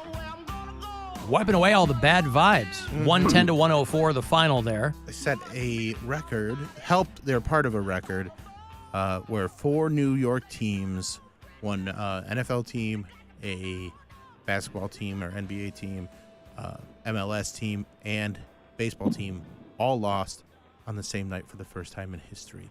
And the Cavs helped make that happen, and it makes me very happy. Wow, what a wild stat. You know what my favorite stat right now is? The all-time father-son points leader duos in the NBA. Yeah. So there's other players that have had their dads in the NBA, but they didn't play at the same time. So number 3 is Del Curry and Steph Curry. They're around 37,000 points as a duo. He's got like 37,000 points. Yeah. And then there's that'll get you a stuffed animal at Dave & Buster's. Yeah. And then Kobe Bryant and his dad are around 38,000 points combined. His dad's got like 5,000. I didn't know Kobe's dad played. Yeah. Who's his dad? Somebody named Bryant. Yeah, something. Bear Bryant was his dad. No, I don't think it was Bear Bryant. But his dad scored like 5,000 points Wow, in the I NBA. didn't know and that. He scored like 33,000 in the NBA. Yep. And then number 1 is LeBron James and Bronny James. LeBron James has scored 40,000 points in the NBA. Bronny scored like 10. No, Bronny scored 0. But they're the all-time duo. Oh, no. It's so funny. Not even 2? He hasn't even scored once yet. No, he only played, I think, in that Is one he not getting a game. lot of minutes? Or Yeah, I think he's only playing that one game so far. The 2 or 3 minutes. Where then Okay. after he played, what's his name? So Anthony. basically, LeBron and anyone, he would still have that record. 'cause he's got so many points. Yeah. And then Anthony Edwards said to Bronny after he checked out of the game, he said, "You don't got to shower. You only played 3 minutes." Oh, God, yeah. You're fresh as a daisy, Yeah. Holmes. Well, they're going to show it to you. LeBron and Bronny in town tomorrow night. Lakers at the Cavaliers. That's a 7 o'clock tip. Cavs off tonight. Tomorrow night, LeBron and Bronny in town. This team is clicking. They made the coaching change in the offseason, and I think it was the right move 4 games into the season. Yeah. Obviously. Right. We know everything we need to know. But no, they look real good. Well, so far, H&R Puffinstuff, who is now, of course, the head coach of the Detroit Pistons, they're not making any moves yet. They are 0-4. Yeah. So whatever influence he's got in that organization, we're not seeing it yet. our boy Paulo Banchero, Yeah. the guy we were talking about from the Magic yesterday, scored 50 last night. 50 points. I watched a lot of basketball. Did his last dad night. ever play? I don't think so. Oh, okay. Well, you got a long way to go. At least not in the NBA. But I watched a lot of basketball last night. Well, your Cavs are 4-0. I love it. And tomorrow night, the Lakers in town. That's a 7 o'clock tip. 6:30, right when we roll out. I get your pregame coverage going here. Going to hoping for 5-0 against LeBron. Mm-hmm. That would be great. If they were able to do Hope that. they never lose again. Right? Hey, wonderful. could you imagine if they I'm ended the season with manifesting it. no losses at all? That'd Hey, be Eric. crazy. Alan. Yes, sir. Okay. So, Mary, I just want to throw this out there. This is going to be a wild guess about the palm reading. And, Alan, I don't think it's been brought up, but what are the chances this guy is at a radio station? I'm guessing he listens to the radio, and Mary puts everything out there. The guy actually, But he's not listening. I'm not going to buy. at a New York he's not radio listening station. to He's not this in show, Cleveland. right? We don't broadcast in New York. We Right. only what if broadcast he's in on the Cleveland. app? What if he's on the app? Are then you, he would are you still- suggesting that this man is a bureau chief? But why would he be listening to this show on the app if he didn't even know who she was? That's how they get you. Here's what I'm saying. Here's what I'm saying. I don't believe in this. I don't have an explanation for it. That is not a good explanation. There's no way I think that it's been this really guy good. this guy just happened to figure out where I worked in New York, set up an interview on a different radio station, wait for me In to the same maybe building. but on a In different the that same means he had to building. get an interview on a different station, wait for me, hope I'm in. That is a long con, boy. Hope that I'm in today Yeah. and don't have shows or something going on or I'm not on the road. Or 3 broken ankles. And then wait for me to maybe walk past him? It could happen. No, it could not. That is less likely than the guy actually being psychic, Eric. And it's highly unlikely that the guy's. That's true. He's not psychic. Well, I don't know that he's not. Listen, Okay. I don't know that that's not a thing. I don't believe in it. I don't know, just like God. I don't believe in God, but I don't know that God doesn't exist. It's the people who tell you that they know God exists you got to watch out for. I don't know here's that the this thing. guy's not psychic. My mom had a psychic. I love my mom. Somehow she's super Catholic and believes in psychics and reincarnation. Don't try to pin my mom down. You don't want to know. But my mom, when I was growing up, she had a psychic. And this woman told her a lot of things that ended up coming true. Now, when I was younger, my mind was blown by that. Now, as I got older, I was like, oh, she got lucky. She had a pretty decent percentage. And the more you learn about how those people do that work, you come to your own conclusions. That said, I don't know that this guy is not a psychic. I just don't believe it. So my point, do you believe that Nostradamus was a psychic? No. Because if I don't believe in psychics, then I don't believe anyone is a psychic. You can go back as far as you want. I mean, if you hit enough, if you take enough shots, you're going to hit a few of them. No shit. You're gonna come up with an answer. Yeah. Dude. Well, but again, this guy, in Mary's defense, this guy gave her a series of very specific. I mean, they weren't all bullseyes, but I mean, close They enough. missed a bunch. Okay, but I don't know how much. Well, listen. I'm telling you, this was a 5-minute interaction, maybe. And you didn't pay for it, so he wasn't pay for scamming you out of money, right? Maybe 30 seconds to a minute of it wasn't accurate. And if it made her feel a certain way, Eric, I don't see a downside And to that's this awesome. interaction. That's awesome. That's what I'm No, saying. I absolutely understand. I went to a palm reader once, and he told me that, he said, have you ever pooped your pants? I said, no. He goes, well, You're in gonna your lifetime, tonight. You will poop your pants. And I did. Okay, but what he you're was saying, right. Versus strong Scorpio energy from your dad whose birthday was yesterday. He died or I'm he's a having Scorpio. issues. He's having issues with his lungs and he didn't get to say the things he wants to say. Versus you'll probably crap yourself. I I can't believe you're even comparing the two. Well, I mean, I believed the psychic when he said I'd crap myself eventually, and I did. And by the way, Mary, it doesn't matter what the predictions are. It doesn't matter what level they are. It matters whether or not they're accurate. So as far as accuracy is concerned, which is all this conversation is really about, pooping your pants is the same as figuring out your dad had a lung thing. They're the same if they both happen, if you believe in that stuff. I pooped my pants. A lot of people don't. I ate too much corn. Okay, thank you, Eric. I got to move on did. here. There's Eric in Akron. I don't see a downside to you having an experience like that makes you feel better.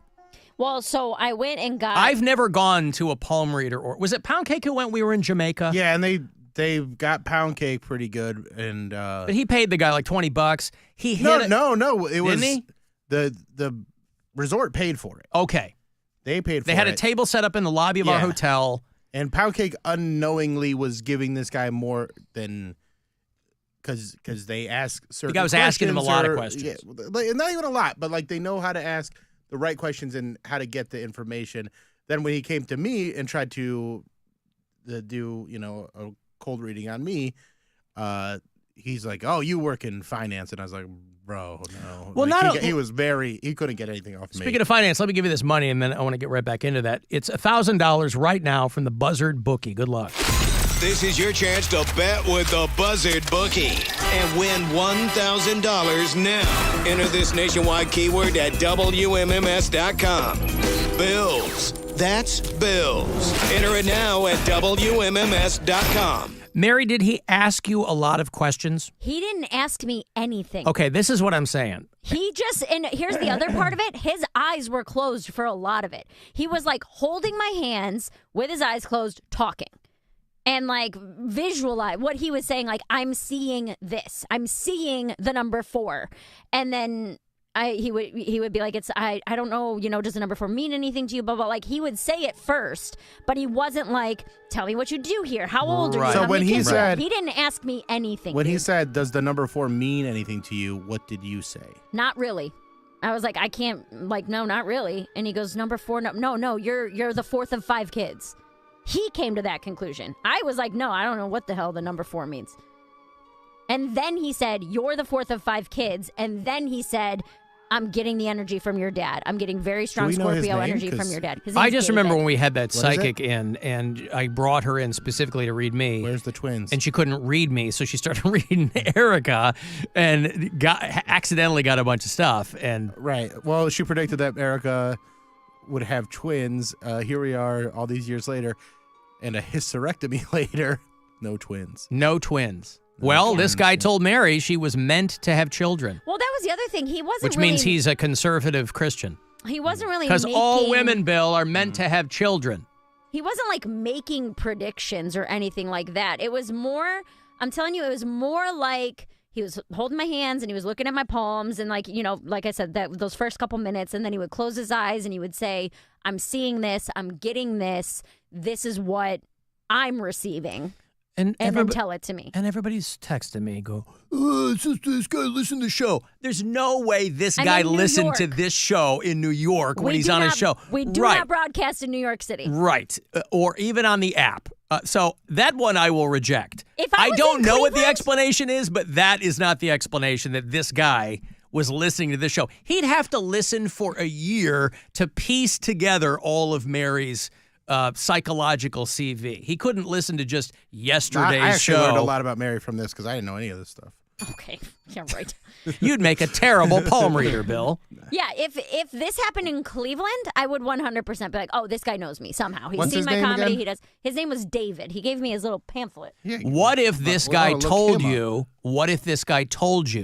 that your professional endeavors would not bear fruit? I would be pretty sad, but I wouldn't believe him. You wouldn't believe that? No.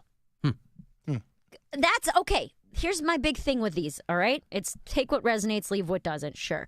But at the same time, the more specific it is, the harder it is for me to ignore.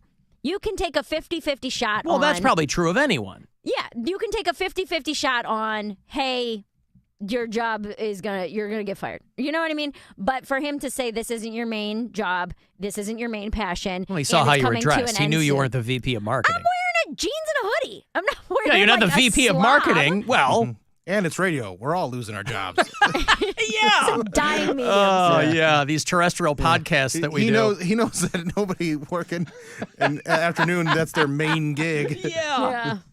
I see. Do you also work at a car wash? What I see you very wet on a. The car thing Is it was David Stevens? He didn't give me his last name. He's in a wheelchair. He's in a wheelchair? I told you that. I said I walked past, and this guy in a wheelchair. Oh, I didn't was realize like, that was the Yes! psychic. Oh, That he's was the hobbled? guy. He's hobbled? I don't know what's wrong with him, but he's in a wheelchair. Maybe he was simpatico with you because you are also hobbled. I'm not in a wheelchair. But you said he gave you No, a but pamphlet. aren't you limping? Yeah, but I'm not. Well, he saw that. Oh, that's what it was. He that sensed was the it. connection. You were a kindred spirit. He goes, hey, I can't walk either. Neither of our legs work. Right. He gave me a thing, but his name's not on it. Did he have a blanket over his lap like FDR? No, but It looked like he was getting ready to do a fireside chat. Well, and here's the other thing. Here's the pamphlet he gave me. It says, Locate Soulmate NYC. Love life forecasting, tarot card readings, life path advisor, crystal energy healing. Discover your true life's purpose. And then it gives their website and their phone numbers. Oh, what's the website? It is locatesoulmatenyc.com. So my point is, this isn't even what he sells. He sells love readings. Right. He sells crystal energy healing. He doesn't sell, let me tell you about your dead dad's birthday who was yesterday that died because his lungs didn't work and loves you. That's not even what he does. Locate Soulmate NYC? Yeah, locatesoulmatenyc.com. Alan, a medium I saw this year knew that my uncle served in Vietnam and killed himself with a shotgun blow to the chest. See, that's the kind of stuff when it's that accurate, you're like, come on, man. Come on. Sure, Listen, I'll give it to you. I'll give it to you the generic parts about your love life seems like it's pretty good and, I would love for it to all be true. And again, I don't know that it's not. It's just not something that I believe in. But again, there's no downside to this interaction for you. It didn't cost you anything. Truly, this is the second time in my life I have felt like a spiritual awakening, and the other time was the I'm living for me, when for no reason at all, I was hiking in Portland, started sprinting through the mountains, screaming thank you to the universe at the top of my lungs, yelling I'm living for me. Mm-hmm. That's the last time that I had just like an unexplicable, I can't put into words what just happened, but it feels right. Right. These people were better at being mediums, they would have a better website. Why? They don't need to is it bad? It doesn't look good. It doesn't look good. Hey, he's not a web designer. He's busy He doesn't telling have to people be. what their dad's doing. Okay, listen, I've got a break again. Break Then we'll move on. If you want to send me a text, 35192. If you want to go to the Ghost show, these tickets are not even on sale yet. Ghost has announced their world tour for 2025. These will go on sale Friday morning, so I will have them for you all week long before anybody else can grab them. Ghost at the Romo Fijo on July the 17th, so it's next summer, but you'll be set in a bit. And those are on the way. 35192 to text for anything else, and we'll be back. The Alan Cox Show on 100.7 WMMS. And everywhere you go on our free iHeartRadio app. This football season, bet with house money with the Buzzard Bookie. You have 9 chances a day to win $1,000. Fill your account and parlay game day away. Keywords come at 30 past the hour, every weekday, starting at 9:30 with Rover. If Cleveland's getting 2.5, you could be getting 1,000 with the Buzzard Bookie on 100.7 WMMS. Sponsored by Howard's Jewelry Center. Hey Cleveland, it's Hallie from Howard's Jewelry Center, where your gold is worth more. Turn your old or unwanted pieces into cash on the spot with no strings attached. Find us in Bedford Heights, Parma Heights, Mentor inside Great Lakes Mall, and at howardsjewelrycenter.com. Howard's Jewelry Center, so much more than a jewelry store. Your afternoon drive is brought to you by the Ken Ganley Auto Group. Shop over 10,000 vehicles online at KenGanleyAuto.com. Hey guys, it's Mary. I am almost always a bowl person when it comes to my Chipotle order, but with the smoked brisket back on the menu, I had to switch it up. I don't know, there's just something about brisket in tacos that makes sense, especially when it's done the Chipotle way. This tender, smoky brisket has seared edges and is hand-chopped in small batches daily. And then when I topped it with Chipotle's fresh tomato salsa, cheese, and lettuce, I got the perfect flavor combo that is my new fall favorite. Chipotle's brisket is only back for a limited time, so head to your nearest location or order in the Chipotle app or at Chipotle.com. When you drive a vehicle so reliable it's backed by a 10-year, 100,000-mile limited warranty, you stop thinking about what you can't do and start doing what you never thought possible. Find out what you're capable of in a vehicle that inspires confidence around every corner. Get 0% APR for up to 48 months on the purchase of select new 2024 Sportage and 2024 Sorrento models. Kia, movement that inspires. Warranties include 10-year, 100,000-mile powertrain and 5-year, 60,000-mile basic. Warranties are limited. See retailer for details. Call 800-333-4KIA for details. Always drive safely. Financing for 24 to 48 months from Kia Finance KF. Subject to credit approval by KF to well-qualified buyers for purchase of a new 2024 Sportage or 2024 Sorrento. Excludes hybrid PHEV. $20.83 per month for 1,000 financed at 48 months. No down payment required. Subject to vehicle availability and dealer participation. Must take delivery by 10/31/24. Limited inventory available. See Kia retailer for available stock.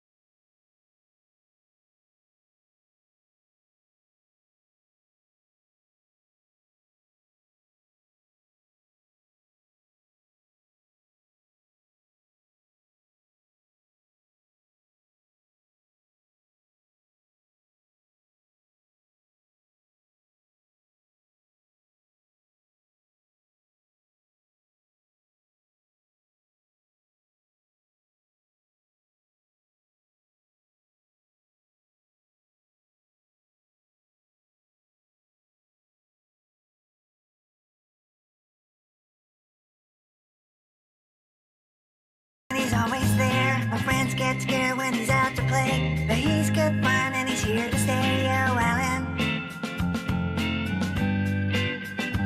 Spooky Alan. Kind of reviving something that we used to do on the show around Halloween. Remember when our buddy James Renner would come in? Yeah. James Renner, who is a renowned true crime author. He's got a lot of Certified spooky boy. Yeah. publications under his belt. Man from Primrose Lane. A couple of these books, like he sold the rights to make movies. Dude, Man from Primrose Lane is bananas. It's awesome. Yeah. A couple of these were optioned for films, and that's one of those deals where you get paid whether or not they make a film out of it. So the thing about Man from Primrose Lane is it basically became QAnon. Came what? QAnon, yeah. It became like QAnon. Man from Primrose Lane is 2012. Yeah, it's a very fictionalized story. Yeah. But with time travel and stuff like that. But it plays off a lot of... Was that the one that played off a lot? No, I was thinking the other one. The Great Forgetting. The Great Forgetting. That's the one that plays off... They're both great books. They're great books. The Great Forgetting plays off a lot of conspiracy theories coming to light. Yeah. And like actually being true. So it was fun hearing all that stuff and like how he wove it all together. And then that stuff becoming part of the whole QAnon thing. The pop culture fabric of the country, yeah. And he's been among the most tenacious people still, trying to uncover information on the Amy Mihaljevic murder back in the day. Happening, that's part and parcel of out where I live in Bay Village. But anyway, Renner would come in every year because he did a book about a decade back called It Came from Ohio, which was this kind of compendium of kind of urban legends and things like that. And around Halloween, he'd come in and we'd all sit around telling ghost stories. I hadn't done it for a couple of years. And so I hit him up. I go, hey, you want to come in for Halloween? So James Renner will be back in here tomorrow. Hey. And we'll see what's up with him. He's very, very busy. He's always writing something interesting. And so he'll be back in tomorrow. I know you want to move on from the psychic thing. Can I say one more thing and then it'll be over? Of course. I knew you were going to want to say one more thing. I always want to say one more thing. Yes. Okay. Believers or not, this is the thing that's going to make you turn a corner. I go out in the break. You do say that a lot.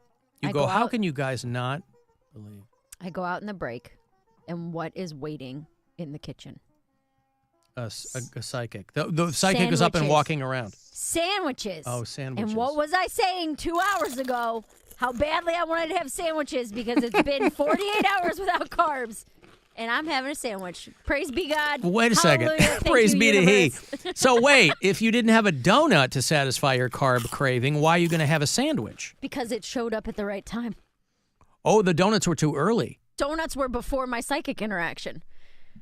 The universe gave me the wheelchair psychic and a sandwich, and I'm going to just accept all the blessings today. By the way, the picture you sent to the group chat, they look good. They are good. It looks like arugula and crusty bread and tomato. Loaf. It's like, there's this one I'm enjoying right now. Is it ciabatta? What is this? One is pesto chicken salad on, it's either ciabatta or Yum. sourdough. Jimmy Pesto, he just got sentenced to got a year in prison for being a traitor. And then the other one is a fresh mozzarella prosciutto on an olive loaf. Prosciutto! Which is delicious, and there's a side of some kind of spiced sweet potatoes. We had a Very, party. very good. We had a party of 10 first night that we all got to Asbury Park for this wedding this past weekend, and so it was great to see all of our Chicago friends from back in the day because we were all coming from different parts of the country. So we were all kind of catching up quickly, and we're at this big long table and we're having drinks and blah blah blah. And the waiter finally comes around. This is an Italian restaurant. And the waiter finally comes around to me, and I go, I will have the gabagool. He did not get the reference. Come on. And so I ordered something else. So, do the sandwiches make you a believer, Alan? The no, divine because presence there's of carbs? always food at your radio station. That's true. I asked the guy, so what's this? He goes, there was a meeting upstairs. I said, okay. Well, I'm going to This is all the stuff they didn't want up there. Yeah. Right. I mean, that's the only way that, sometimes there are places that will drop food off here, like once a month that will happen, right? But invariably, if there's a meeting with clients or something and they order a bunch of food, like those big boxes of Panera sandwiches or whatever, Yeah. that's how you get food, just like you're doing right now. Whatever doesn't get grabbed, they throw it into the kitchen. And then it's like locusts. Yeah. But, okay, well, good for you. It's a good day, dude. Indeed. It's a good day. I'll tell you, it's a good day for me, too. Now that my horn is fixed, by the way, You're honking at everybody. dude, I'm laying it on. I pulled out of the parking lot last night, and I knew there was nobody coming because we have that mirror right there. But I was like, well, I'll do it because there's a sign that asks you to do it. It's polite. There's nobody coming. I'm using this thing. I'm just getting filthy with it. I'm using my horn so much. I mean, it cost me $800. I should get my money's worth out of this horn. But I don't have a novelty. Here's my horn bill. That's what they hear when I pull out here from work. I didn't realize, speaking of parking here at work, I didn't realize all the mishigas that was going on with parking. And I'm way behind on all this parking drama. What parking drama? Well, when we first got here, there were I don't know if you had a K&D placard. I did. Okay. There were a handful of us that got these K&D placards. They're the management company that runs 668 Euclid here. And upstairs from us, obviously, it's residential. We're right down here on Euclid Avenue. So we've been in these new studios here about a year and a half. And we first got down here, they said, well, iHeart will have reserved spaces in the first level of this parking garage. That amounts to about maybe 20 spaces, which, given the number of people who are on average here in the office, I figured that's more than plenty. But there are a lot of days where, like, the wholesale staff is here, whatever. And a handful of us were given these placards we were supposed to hang from our rearview mirror so that we had a spot. Mm-hmm. And I'm not somebody that complains about parking, right? There's days I'll come in here, there's nowhere to park in the iHeart spots. I don't care. I'll go to I don't care. If I'm on 3, 4, 5, I do not care. I'll walk down, right? It's fine. But apparently a lot of people were complaining that normies were parking in the iHeart spot. This is all apparently months ago. Like, to the point where every day when I come in here, I still hang that thing from my mirror. And I have mine on my, but we don't. But I get here so much later that it's usually. But I was cleared told this out. morning we haven't needed those for like a year. Oh, really? Because it doesn't matter anymore. I'm like, oh, I didn't know this. Apparently, there's all this complaining. Okay, so like Rover is wherever he is when he's not here in person. Okay, and I knew he wasn't here because there's a spot that he always parks in. It's kind of like the first one on the level there. And so if he's here when I come in, I'm here about 8:30. If he's here, his car will be there. And it wasn't there this morning, so I pulled into that first spot. But the iHeart sign in that particular spot had RMG on it, had the RMG logo. Oh, I've never seen that. And so I parked in there because I'm like, I'm not taking his spot because he's not here. And somebody mentioned something that I didn't need the placard. I don't remember what it. One of the sales guys was like, "Oh, bro, parked in Rover's spot," and I kind of chuckled. I go, "Is that like what is that?" And they're like, "He just made that sign." Ha! I'm like, "What?" I'm like, why don't I just make a sign? I just thought that there was a new sign put up or something. That's fine, whatever. And I'm like, why don't I just make a sign? And then it turned into this conversation about how apparently it's a free for all with the parking. And I'm like, oh, I still hang that thing from my mirror. They go, oh, no, you haven't needed that. That nobody cares. The people who live in the building were complaining. But I'm like, oh, my God, I had no idea any of this was going on. About parking, no less. I mean, whether you're working here or living here, obviously you want a spot in the garage. But there's more than enough room to accommodate the people who live here and work here. So it must be people here who were complaining that they had to go up to another level. Up too many levels. But it's like, I take the stairs. I don't care. But there are elevators here that people take. So I didn't understand what the problem was. And you can park closer to the elevators if you have to take the elevator. I didn't understand what the problem was. I didn't realize there was all this drama with respect to parking here. I mean, I guess small detail that we can toss those little things now.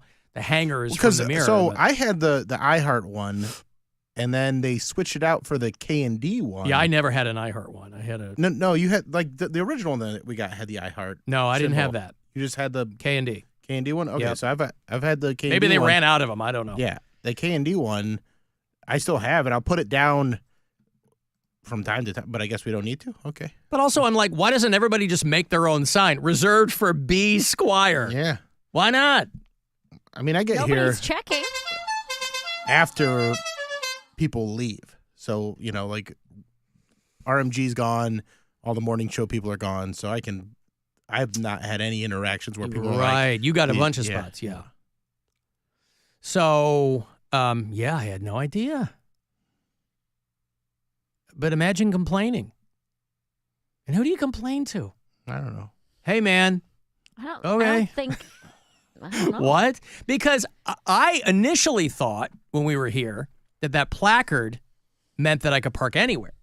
And that's not true. That's not true because I got Handicap spot for you. well, like no, not handicap. No, but like the first, but like closer to the out instead of the in, whatever. But the first 6 months we were here, I got 2 green stickers on my window, and I'm like, what fresh hell is this? I didn't understand. So that's why I was so surprised to hear now that it's apparently a free-for-all. But there are still spots that will get you the green sticker? I don't know. It's all fine. But I just park where I've been parking. I like the notion of people I complaining. haven't had any problems. So we were at Oak Tree. We had we were parking outside in a lot. Yeah. So this being covered, I'm like, that's awesome. Mm-hmm. When it's winter time and we don't have to like clear off our cars. Yes. I mean, first world problems, but it's very nice being in a parking garage. So I'm not going to complain about any spot. But I didn't know. So yeah, man, I'm laying on that horn. Laying on it. Scaring people. Good for you. Yeah, right?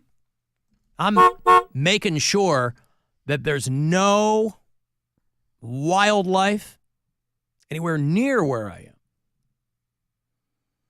I lay on that horn because I have a little dial that gives me different noises, and that's the one for like if it's a raccoon or something.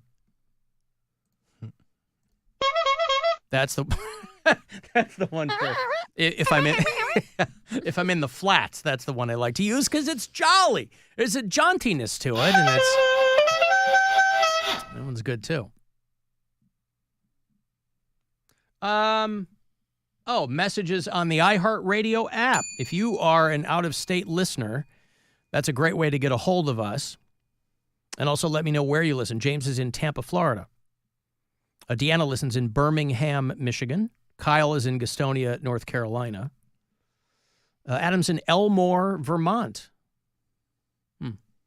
Hey, Alan Pete Pittsburgh here. I don't know how I got on this, but Charms Blow Pops. Should the outside match the flavor on the inside?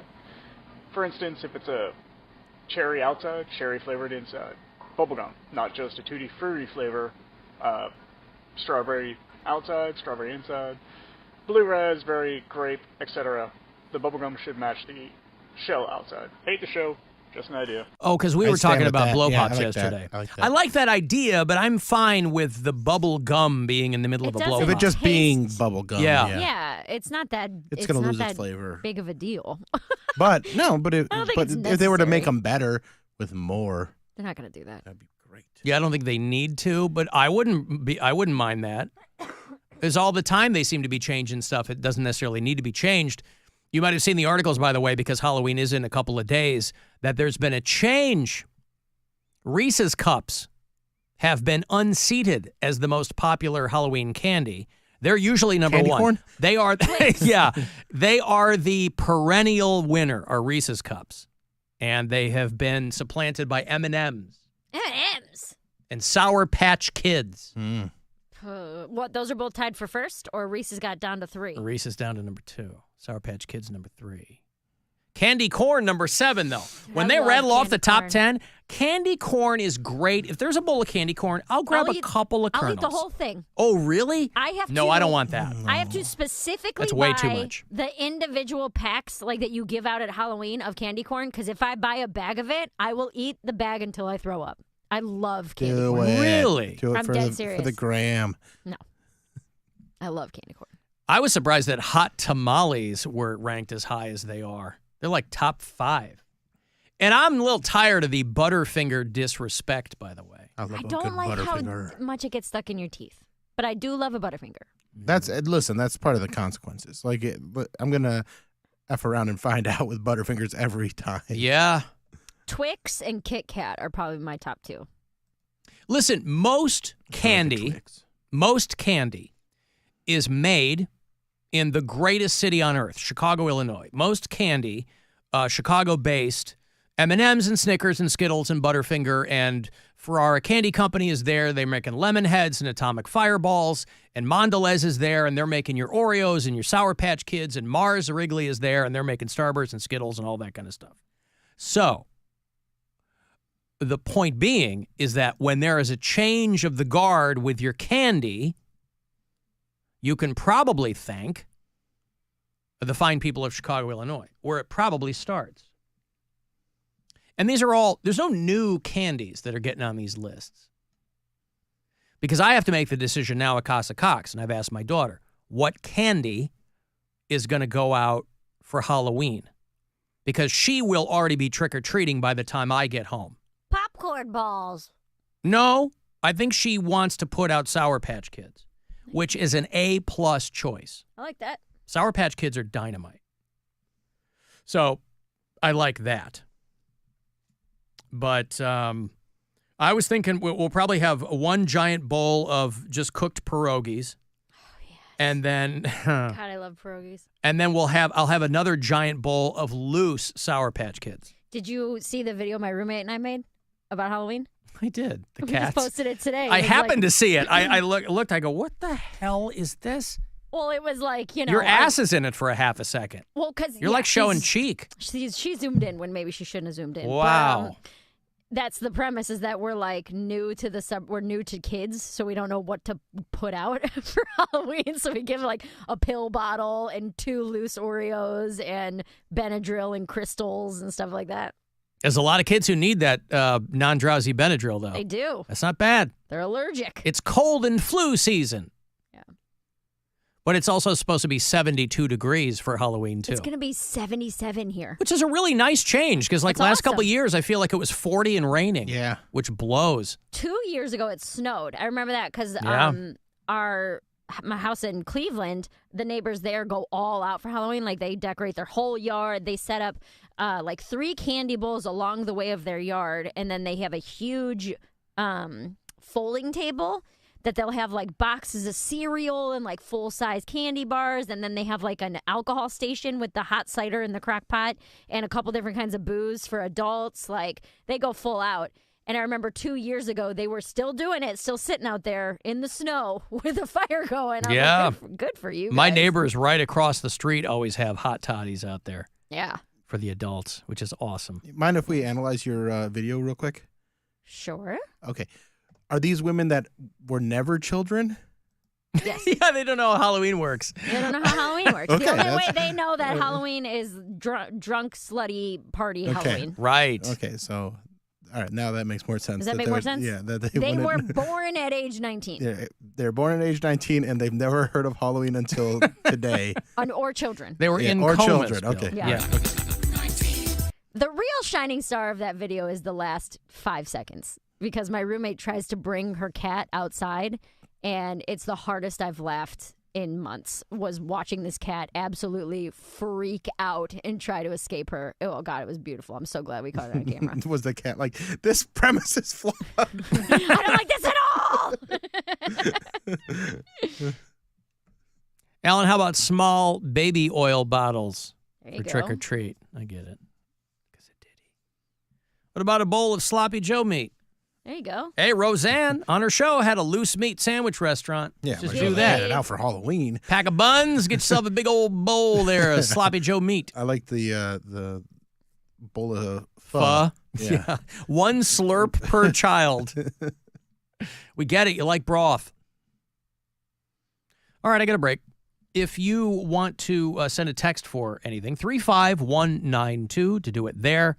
Want to go see Sullivan King. This dude is one of the wilder acts going out on the road. A lot of electronic, a lot of metal, a lot of melding of the two.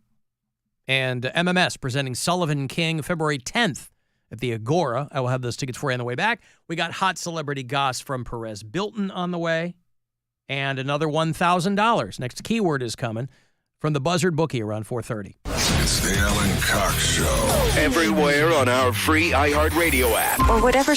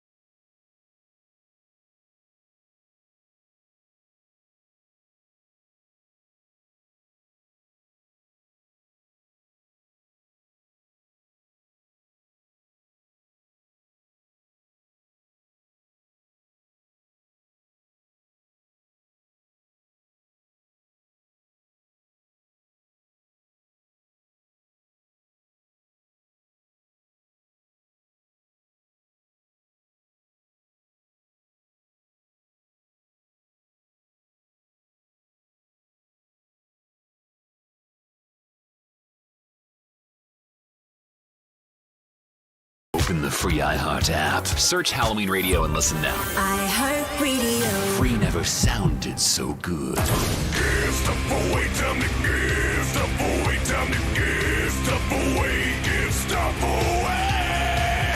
All right, WMMS in 2 hours to midnight, our metal show, are presenting Sullivan King, one of the more interesting acts that are on the road. He's been doing a bunch of festivals. It's equal parts metal and electronic. There's a lot of collabs with bands, a lot of good riffs. If you saw the Avenged Sevenfold tour earlier this year, he opened that. He's coming back to do the world-famous Agora on Monday night, February the 10th. The Chaos Will Bring Peace tour. Sullivan King at the Agora. Tickets info, agoracleveland.com. Want to go? It'll be caller 10. Should be a wild show. 216-578-1007 or 800-348-1007. Are you trying to make us all uncomfortable? Alan Cox. It's gross, it's weird, it's not right, it's not cool. And there's plenty more where that came from. Back to the Alan Cox Show on 100.7 WMMS.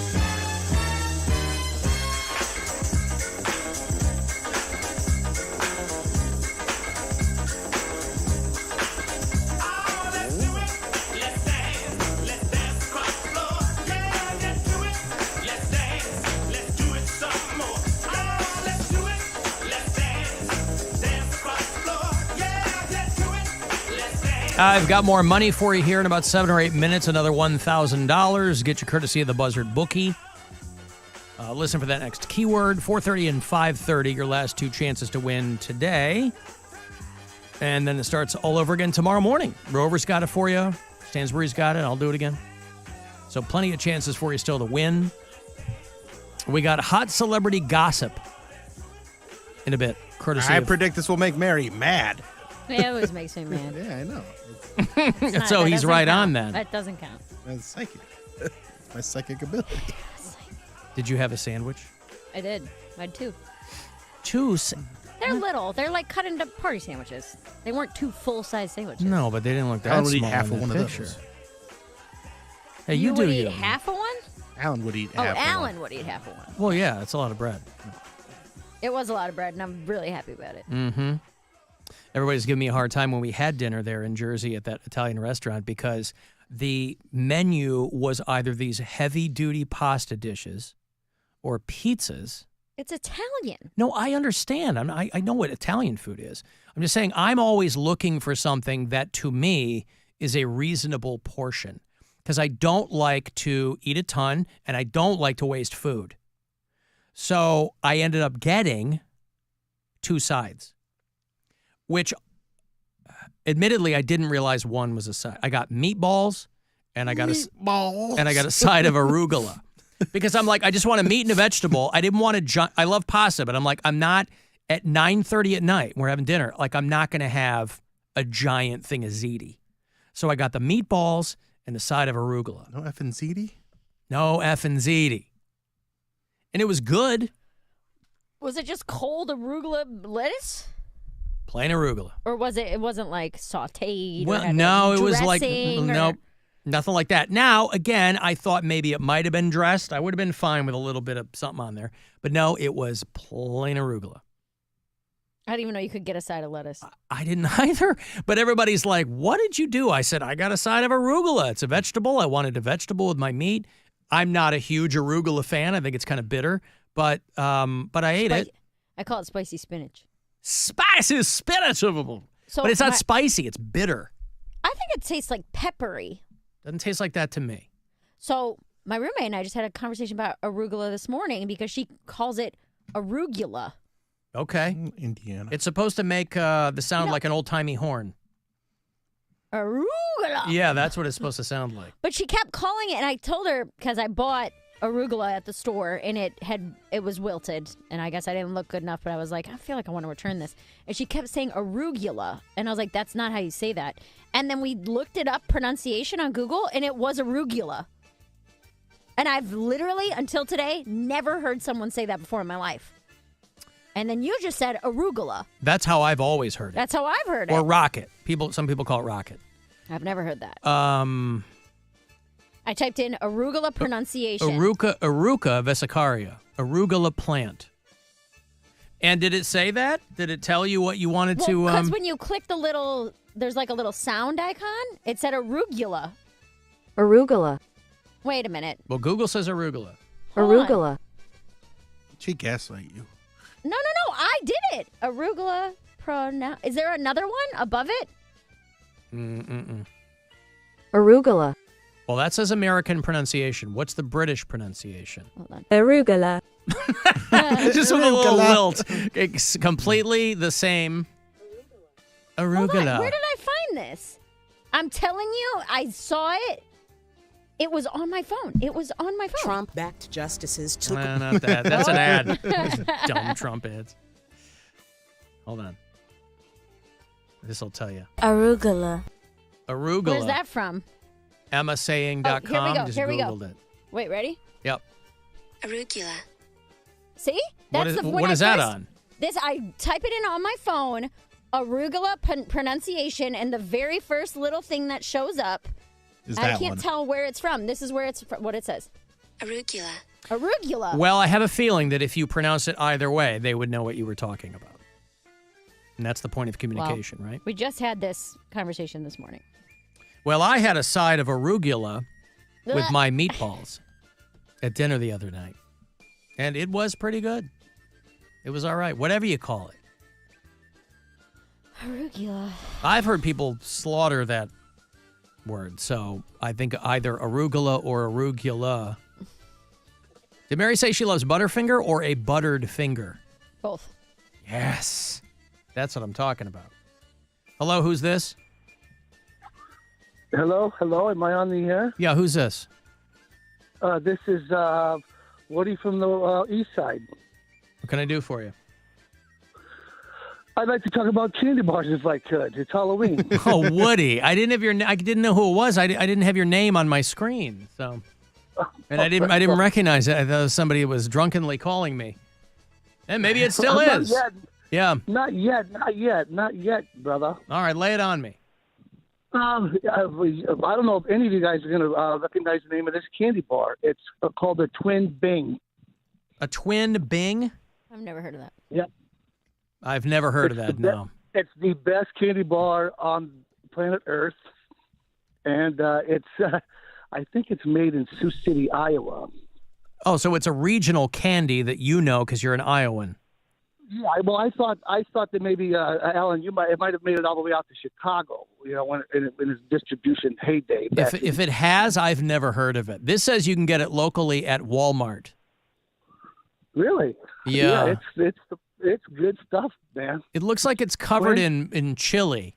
I'm sure it's not, but it's like peanuts and chocolate, and it's got like pink nougat in the middle. Cherry-flavored nougat. All right. Still produced by hand in Sioux City, Iowa, is what the description says. Yeah, so it's got to be good, right? I tried, we were on the road to Jersey. We stopped off to get some gas. I tried one of the Snickers pecan. What? It's unnecessary. It's fine, but it's unnecessary. Nobody's clamoring for Snickers to be different. I know they make them in almond or whatever, but I can't imagine. Maybe this is big in the South. I don't know. Maybe it worked its way north of the Mason-Dixon line. But I'm a big Charleston Chew guy. I don't see those getting a lot of love. My mom likes Zero bars. Zero's great too, but you got to you got to like fake white chocolate. Yeah. Right. Oh, it's white chocolate is what it's called. Well, but it's not chocolate. Right, but it's just called white chocolate. I know, but it's fake chocolate. But it's fake chocolate. No, it's named white chocolate, so it's white chocolate is what it's called. White chocolate. Right. It So is why fake chocolate? But it's not fake chocolate. It it's is white chocolate. It's something different. It's not. Yeah. White chocolate is fake. No, chocolate's chocolate, and then white chocolate is white chocolate. No, it's not. It's not. Yeah, maybe it is. Hey, okay, Woody, anything else you want to whip on us from Sioux City, Iowa? Go out and try a Twin Bing and give me your gourmet opinion on it. I probably won't do that, but listen, next time I find myself at a Walmart, which is like twice a year, if I remember, I'll go, oh, light bulb goes off. Woody told me to check out the Twin Bing. Twin Bing. Twin Bing. Okay, thank you, Woody. I would never stick with the bada bing myself. Steer you wrong. Okay, thank you. There's Woody All right, cheers. getting us hip to some Hawkeye candy there. Let me give you this money, and then we'll get into Perez Bilton's hot celebrity goss. Mary, do you have your loins girded? I'm ready. All right. This is your chance to bet with the Buzzard bookie and win $1,000 now. Enter this nationwide keyword at WMMS.com. Money, that's money. Enter it now at WMMS.com.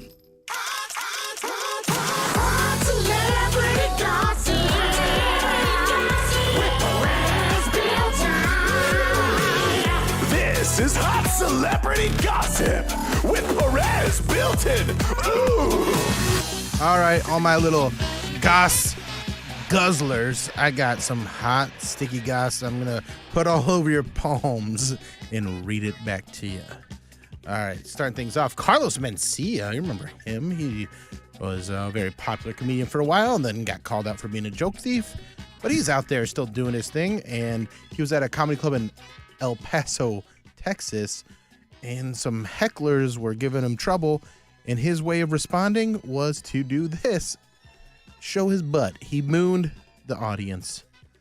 He said it was all in good fun. He's got a long crack. Yeah, long crack, yeah. Ew. He said it was all in good fun. They took pictures afterwards, and it was, just a wild night at the comedy club. But according to inside sources, please just go back to stealing jokes. Don't show your ass again. Did somebody else show their ass and then he did it after them? No, I just don't want to see that again. That was long crack. Oh, yeah. Faux shiz. We talked about this a little bit earlier. Jay Johnston from Bob's Burgers was sentenced to 1 year in prison for his role in the January 6th insurrection. And according to inside sources, Bob Belcher can't stop smiling. Oh, yeah. Faux shiz. Stupid Jimmy Pesto. Stupid Jimmy Pesto. And finally, Fat Joe performed before the Yankees game last night, and we have a little bit of video of it. I'm all the way up. What you want, I got what you need. Shorty, what you want, I got what you need. Let's go, New York. Shorty, what you want, I got what you need. I'm all the way up. I'm all the way up. We all the way up. Yeah, people were saying this is the reason that the Yankees lost, because he was so bad. He was wearing Timbs on the mound, and it messed up all the dirt. And he was getting roasted pretty hard for this. According to inside sources, Tony Hinchcliffe said, "Can I at least make fun of this Puerto Rican?"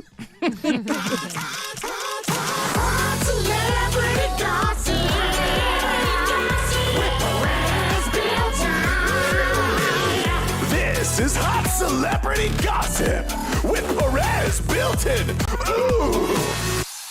Fat Joe's stubble looks weird. It's so weird. It It's looks like that he sprayed on. sprays it on. Yeah, nobody's got stubble that even in that. Yeah. Well, So if the Dodgers win tonight, they swept, right? Oh, yeah. Yep. Yep. That's crazy. People still writing think pieces on Tony Hinchcliffe. There's a lot of schadenfreude in the comedy community. I couldn't help but wonder, because they mentioned that he had worked it out in a walk-on set Saturday night at the Stand. Mary, in a sliding doors situation, might have been there for that. Saturday. He workshopped the whole bit at the Stand on Saturday night. Wait a minute. I don't know if that's...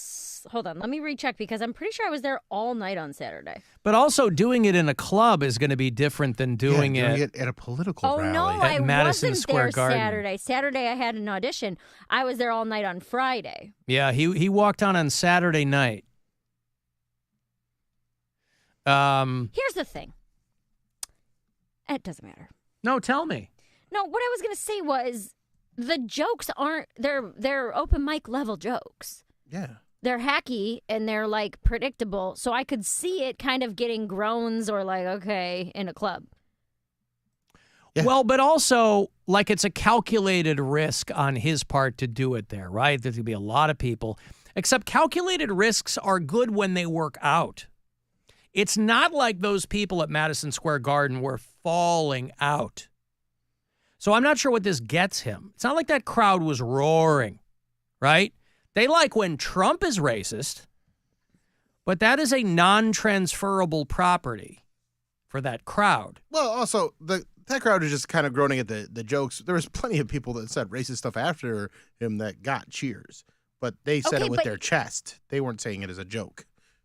Yeah, they were screaming about... They meant it. Maybe that's what they were mad about, that the Republicans were like, he doesn't mean this. You need to mean it. I don't think you believe that. Well, some people are mad at Jon Stewart because he defended him last night on The Daily Show. Or at least said... I don't know if he defended him. He goes, I think the guy's funny. Now, obviously, in retrospect, having a roast comedian come to a political rally a week before Election Day and roasting a key voting demographic, probably not the best decision by the campaign politically. But to be fair, the guy's really just doing what he does. I mean, here he is at the Tom Brady roast a few months ago. The great Jeff Ross, ladies and gentlemen. Jeff is so Jewish, he only watches football for the coin toss. Gronk, you look like the Nazi that kept burning himself on the ovens. Kevin is so small that when his ancestors picked cotton, they called it deadlifting. Yes, of course. Terrible, boo, yes.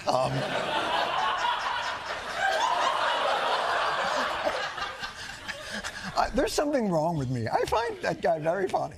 So, I'm sorry. I don't know what to tell you. I think the big thing was that he wasn't a performer. He wasn't doing a set. He was giving a speech at a political rally. This is not a place to be like, oh, just kidding, because everything you say represents the rally and the party. Comics were really happy to go in on him online. And so they're like, oh, one guy was like, I opened for him some years ago. And in between shows, the owner comes into the green room and goes, you going to be funny tonight? And then he went out and bombed. I'm like, okay, well, that's one anecdote, I guess. And again, Tony Hinchcliffe, not my brand of, that's not for me.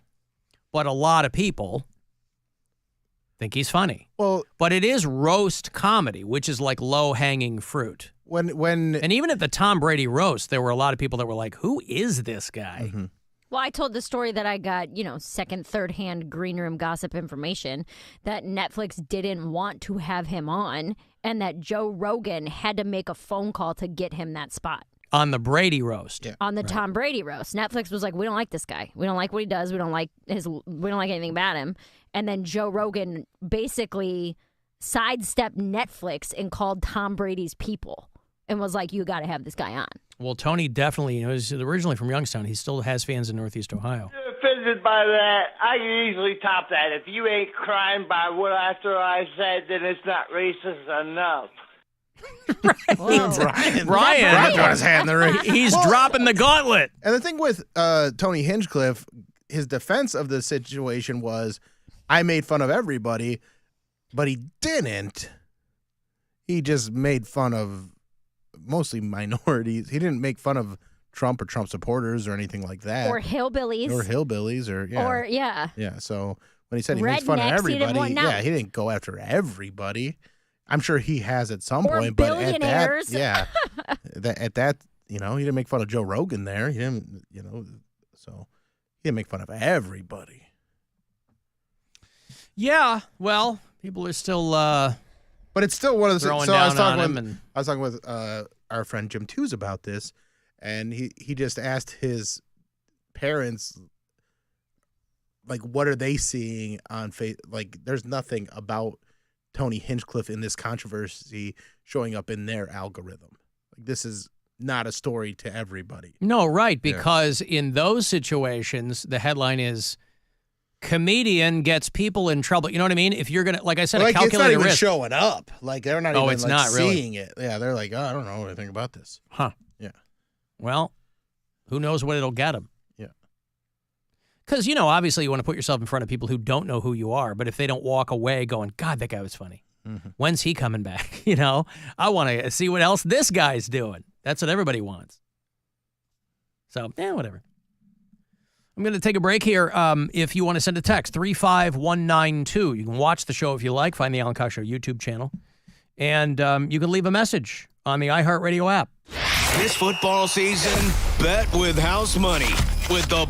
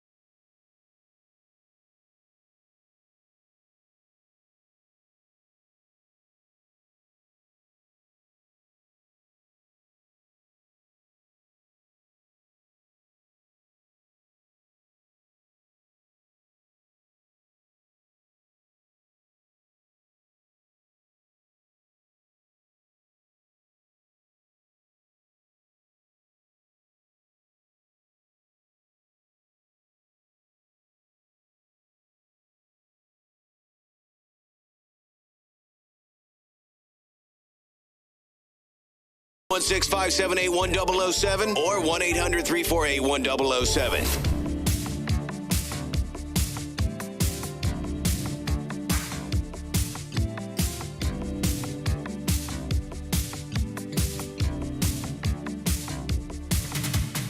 Riding on the range, I've got my hat on, I've got my boots dusty.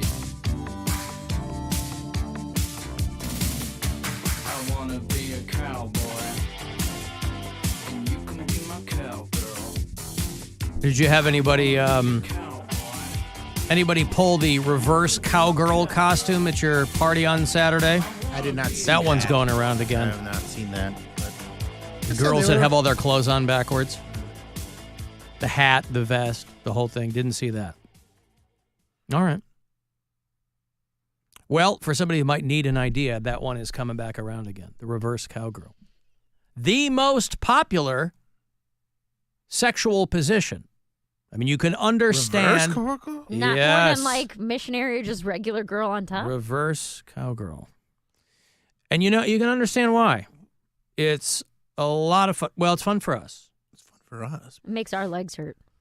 Well, it's funny. It was a girl. Like, you know, I It's like a leg workout. I like hitting it from the back. So we get the good stuff. We get the arched back. We get the cheeks bouncing. But I saw a girl post that she wasn't a big. It wasn't fair to girls It's not. because we get to watch all the good stuff, and all she gets are our toes throwing up gang signs. Gross man feet, yeah. Well, I have beautiful feet. Doesn't matter. So you're in luck if we're reverse cowgirling. If you're just looking at my feet. They're always properly pedicured, groomed. But that costume is making its way. I guess it never really went away. But I, at least anecdotally, have seen a lot more people posting that this year than I remember in years past. Of course, most of my feed now is fitness influencers. And so I've noticed that there's a lot. You're a gym bro. Well, I'm not a gym bro, but I go. I go every morning. And so I'm always interested to see what people are doing. And it's not guys that are like, it's not a lot of talking. It's just guys that are like, hey, do this if you're trying to work on this. It's a lot of very regimented moves, which is what I'm interested in. But this guy, there's an Asian guy who shows up on my feed a lot, and his name is Dong. That's his name. He's Korean or something. And he does these kind of intricate moves. And Fitness Dong, I think is his. Hell yeah, dude. Yeah, handle. And I'm like, that's fine. That's all good. There's nothing wrong with that. Let's fix Fitness Dong up with the reverse cowgirl. See what happens. We were talking yesterday about how Mary needs to fuel. She is fueled by other people's hatred of her. Yes. That you can diagnose that however you want, but for her, she really needs that big I told you so energy for her own professional and personal growth. She needs to feel that people are dismissing her abilities so that she can prove them wrong. Yes. And, a lot of that you'll see if you go on Reddit and things like that. And, of course, I've always said, but you don't even have to go to Reddit for that anymore, because I saw some of the comments on the video that you posted on Instagram that you were leaving the show. Oh, aren't those fun? And aren't those great? Fat C word. Get off No. my page. No. I'm talking about the ones. No, people who like you. Good. Oh. Here's one. Good for. This is just the one. I don't even know how I saw it because I wasn't scrolling the comments, but I don't know how I saw it. One guy posts, "Good for you, Mary. You were the only talent on ACS. I quit listening years ago, but I always thought you were the star of that show. Alan is miserable and hard to listen to, and Bill isn't funny at all. I thought you could do better on your own. Congrats and good luck in NYC." Wait, So that's nice for you. Remember that. His profile is like a bunch of initials and then a bunch of numbers. It could be a bot for all I know. I don't know. But I'm like looking. I just thought that was funny. That one jumped out at me. So I don't even see that anywhere on my... It's very nice for you. It's a nice sentiment for you. Well, some people can't raise up one person without putting other people down. I guess. Well, he's entitled to his opinion. Yeah, sure. I don't care. I thought it was funny. Opinion. As long as you spell my name right. There's a lot of people, Allen sucks. I'm like, okay, it's right there. Could you... Just what? You're so close to a top-tier troll. Dustin from Georgia and I got into it on that feed. Why? He likes you. No, he doesn't. Dustin doesn't like you? No. Didn't he donate to your GoFundMe for your dad? No, he called in and accused me of stealing it. But I thought that was because he had given money. That's why he had skin in the game. I don't know about that. A lot of the donations were... now I'm trying to find Dustin's comment. Mary, it's Dustin. What happened to all that money? Dustin said, Where's all the money we put in? And all you're going to be jetting off to Sardinia or something. Sardinia. Thank God Bill Squire is able to do radio and stand-up. He must be a superhero. Is that That's Dustin? What he said? We haven't heard from Dustin in a minute, by the way. And then you replied, more than you know. So thank you for that. Give you a little like on that. No. I don't remember where it was. I must here it have is. deleted Holy it. cow. Give it a rest. Oh, there it is. Yeah. Go ahead. Holy cow. Give it a rest. You told us about it yesterday and again today and now on here. Hopefully this will be the last goodbye speech. And then Mary said, did you realize you're on my page? That's really good. Keep going. That's really good. Not everyone listens to the show every day, and there's people here just for stand-up. I'm sharing my life, Dustin. Relax, bro. Oh, I found it, yeah. Yeah. That's I mean, good. she does have a point. It's no. He said the only reason he saw it is because you are a collaborator on it.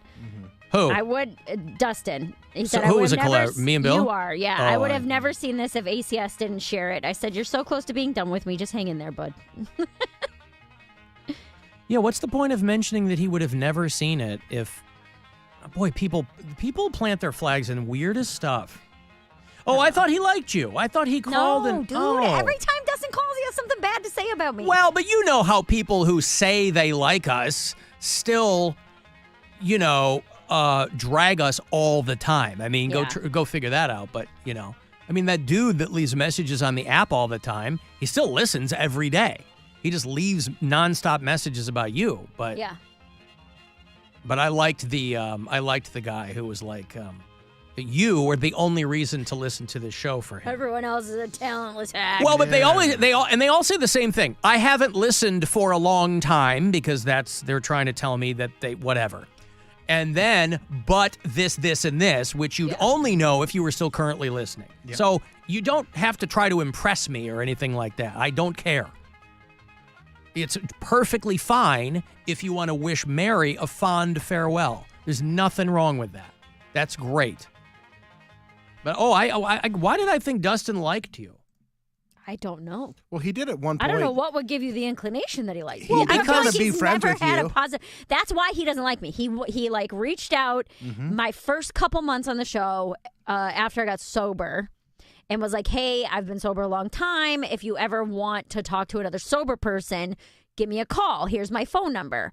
And then it was while we were on Christmas break, and Bill and I were doing live streams from the studio, and I brought it up, and I was like, I'm not going to call some random guy that I've never met. Like, I'm not going to just pick up the phone and call an internet man.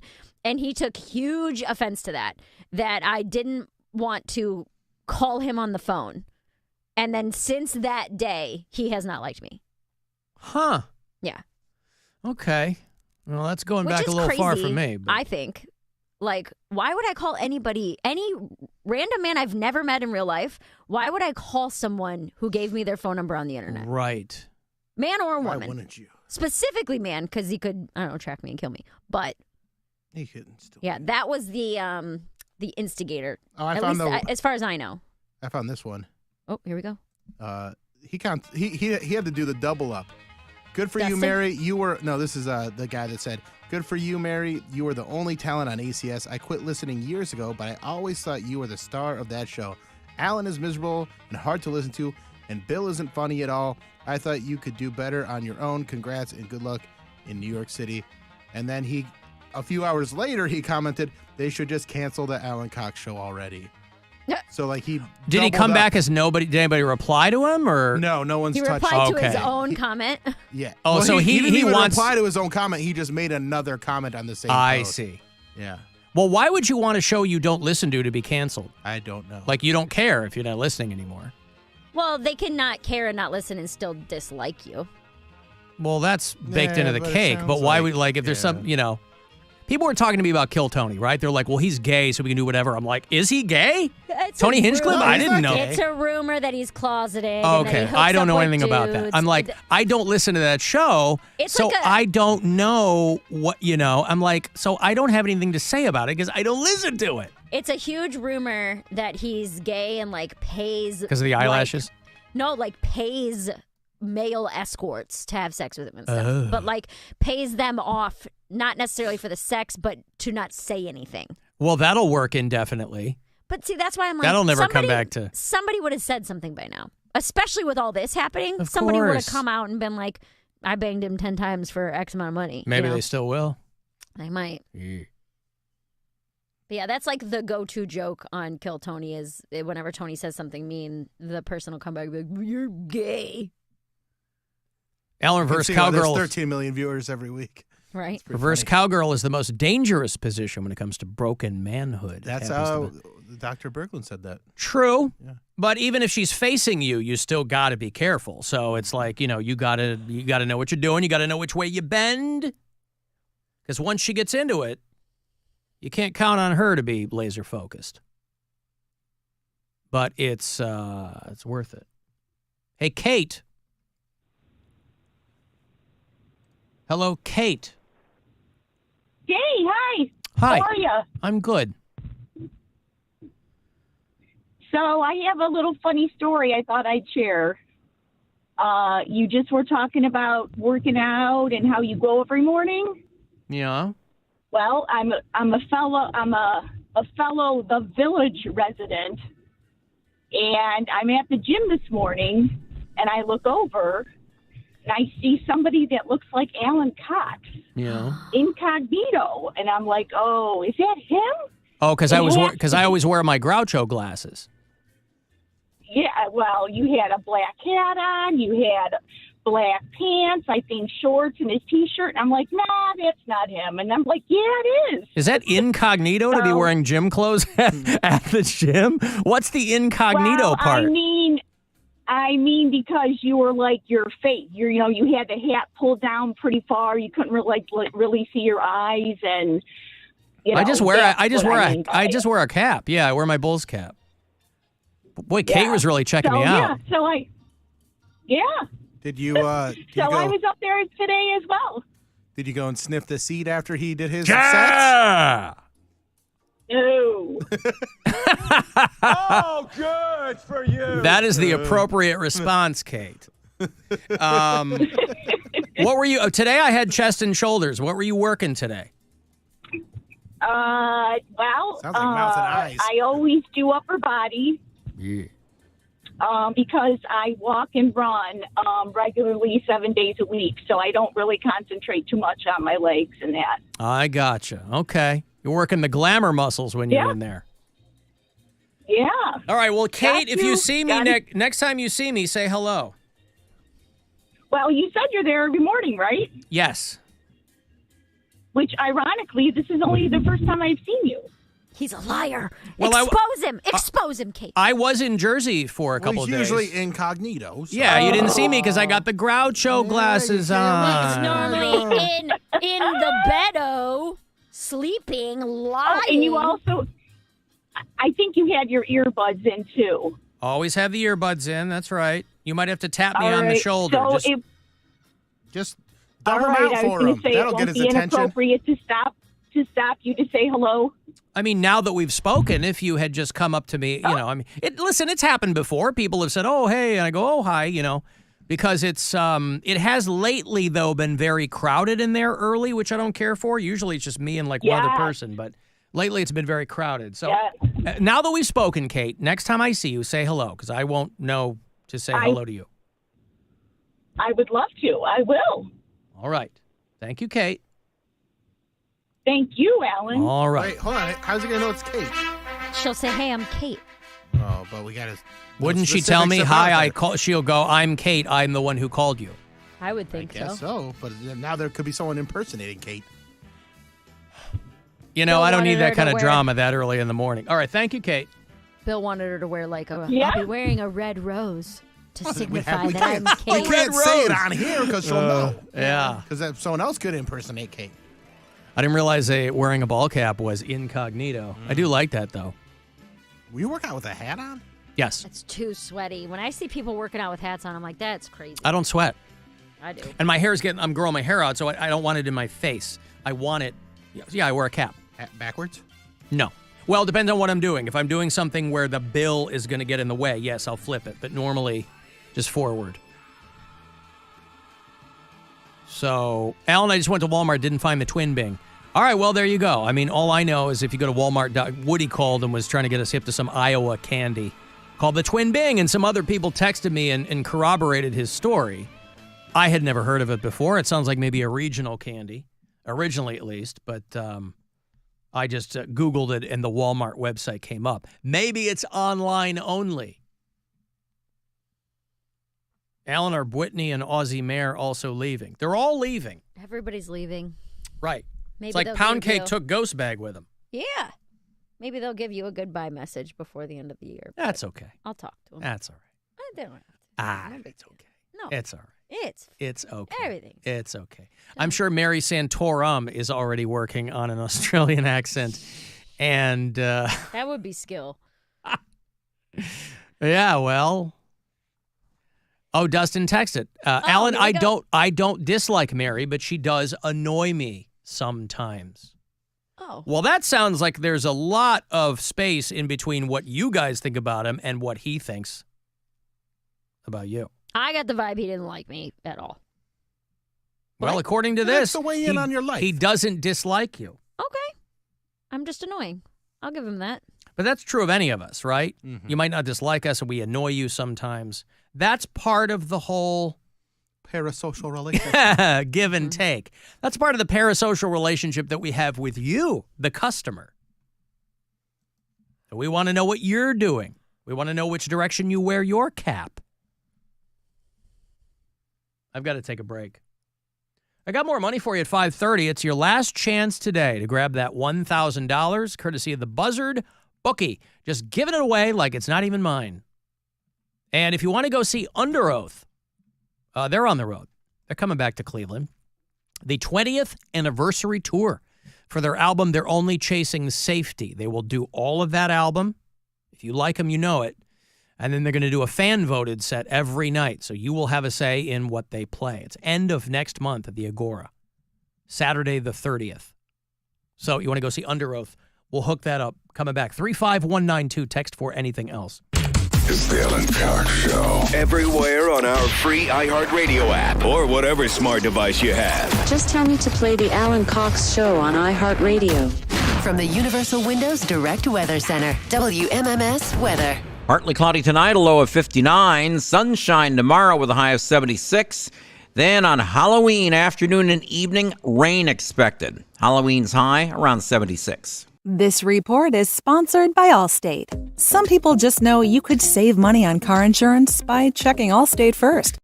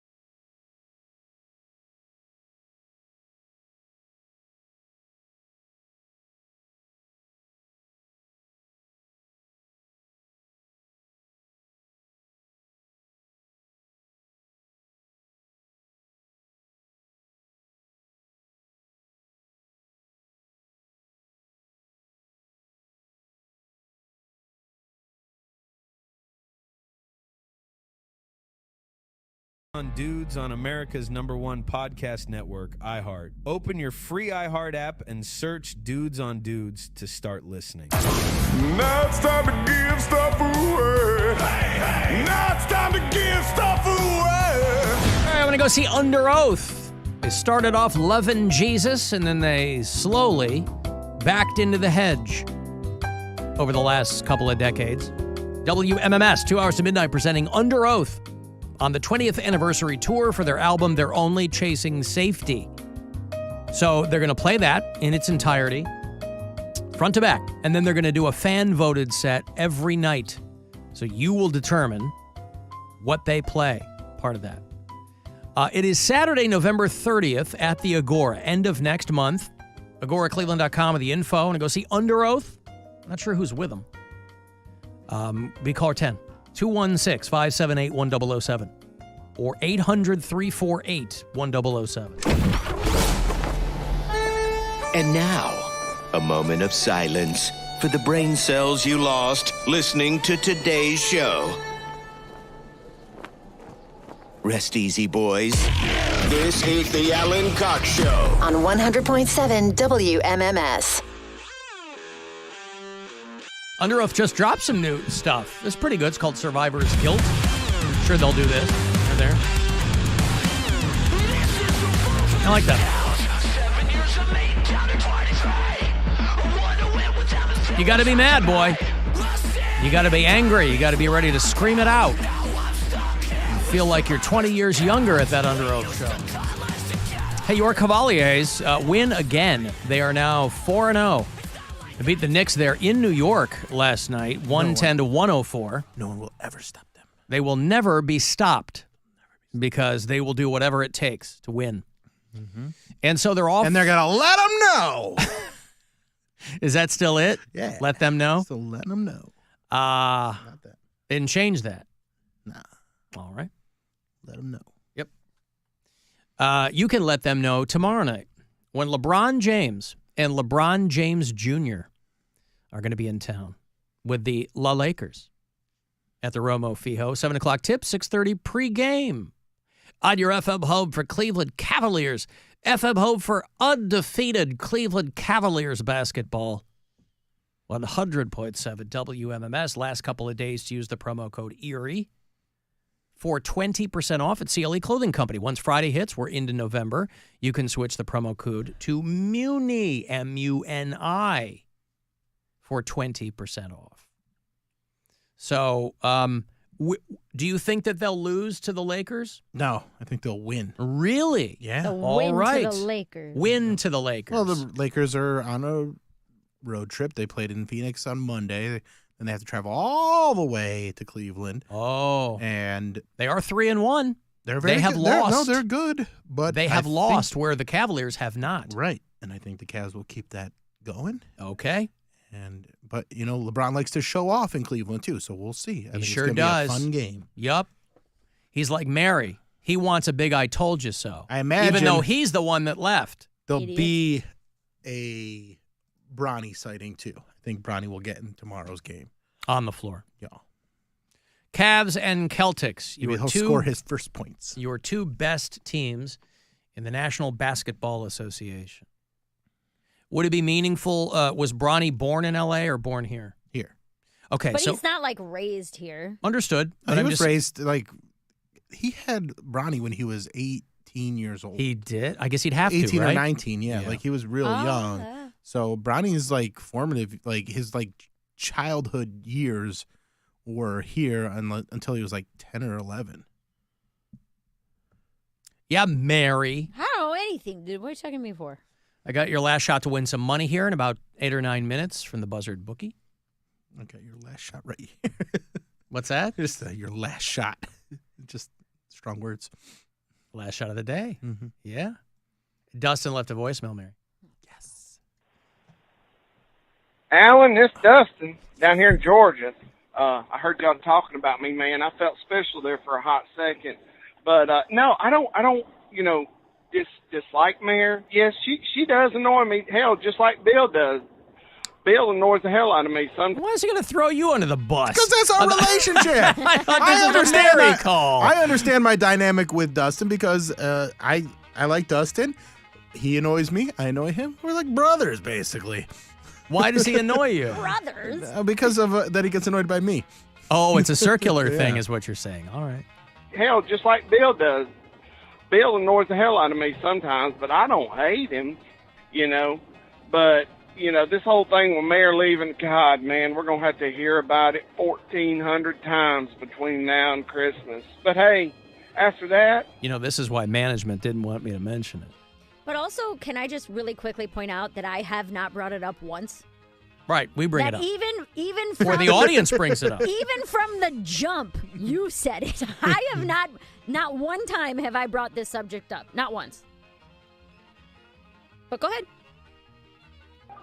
it'll be over.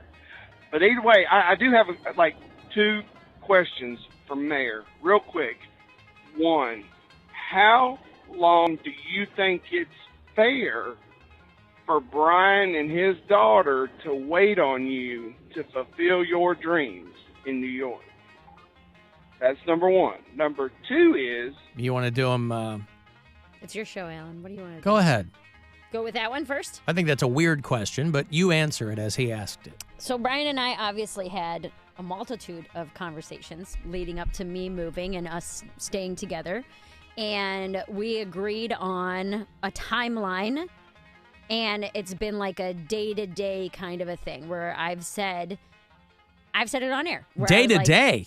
No, like you take it day-to-day. It's like a month-to-month lease. No. You take it day-to-day as in like, let's not get ahead of ourselves. It's not like he wakes up and goes, it's Thursday, I'm done. No. Oh, okay. But the timeline Brian and I agreed upon was 2 to 3 years. And the, not stipulations for that, but it was like under the I don't know what the word I'm looking for is. Like, if I come here for 3 years and nothing has changed and I'm not progressing in my career and there's an implicit understanding based on that the I'll come progression. home. Yes, that like unless something happens, which we're hoping it does, 2 to 3 years of really trying and grinding it out. And if I'm in the same position I was when I left Cleveland, then there's no point for me to be here. And then it would be a conversation, let's say halfway through next year, I get offered some kind of a writing job or go on some huge tour with a big headliner. I don't know. You're not somebody who wants to do this for the next 10 years. Right. From the jump, this was never a permanent move. And both of us were on the same page about that.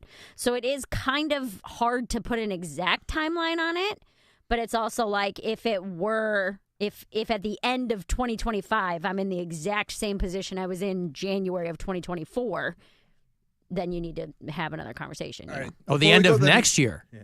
Yes. That would be 2 years. I thought you said 3 years. At 2 to 3 years. So if things are going well next year and everything's progressing as it is, then we do another year. I honestly don't really want to be here that long. 3 years. I want to make something happen in the next couple years. This is not a forever thing for me. But don't you kind of have to be in the mix locally to make things keep happening? It depends on what those things are. Do you know what I mean? If I don't know if I should say that. I had an opportunity come up where I think it's really going to help my online presence as far as stand-up goes, just in quality of clips I'll be receiving here in the next couple weeks. OnlyFans, yes. Quality of stand-up clips on OnlyFans. Well, you can do it naked. I mean, yeah. That Carlos Mencia. He's showing whole. Yeah, right there on TMZ. But that with his long hopefully, with this upcoming opportunity, things will progress in that matter, and hopefully that will lead to ticket sales on the road and get things moving in that manner. Here's a quick question before we go back to Dustin's follow-up question. If you get a writing job, how does that fall into it? Because then you're not pursuing stand-up anymore, because especially for, some of the writing jobs that you've been up for, those take up a ton of time. They do. Is it just you're making a lot more money, too. Yeah. Yes, that would be the difference. Yeah. Is that if I were to get a writing job, you're talking minimum $2,500 a week. So you don't make that on the other show? I don't make that in 6 months on the Alan Cox Show. No, but so if it were to be like a writing job or something like that were to come up, that would be like, I'm going to sign for 1 year, stack as much cash as I possibly can, because that is ultimately taking away from the goal as well. But to turn down a $250,000 job would be ridiculous. Mm-hmm. So short answer to your question, 2 to 3 years. Long answer to your question, it kind of depends. What if it's... $2,500 a week isn't $250,000 a year, right? I'm saying that's minimum. Ah. That's the absolute minimum you're going to make, and then... But for a first gig, that's probably what you'd get. Yes. Still good money. Very good money. Yeah. All right, are you ready for Dustin's other question? Yes, part two. Okay. Number 2 is there going to be...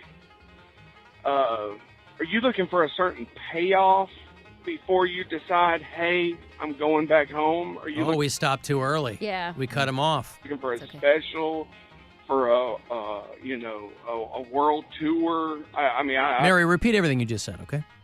I don't know, but I mean, but what if Brian came to you and was like, I love you so much, babe.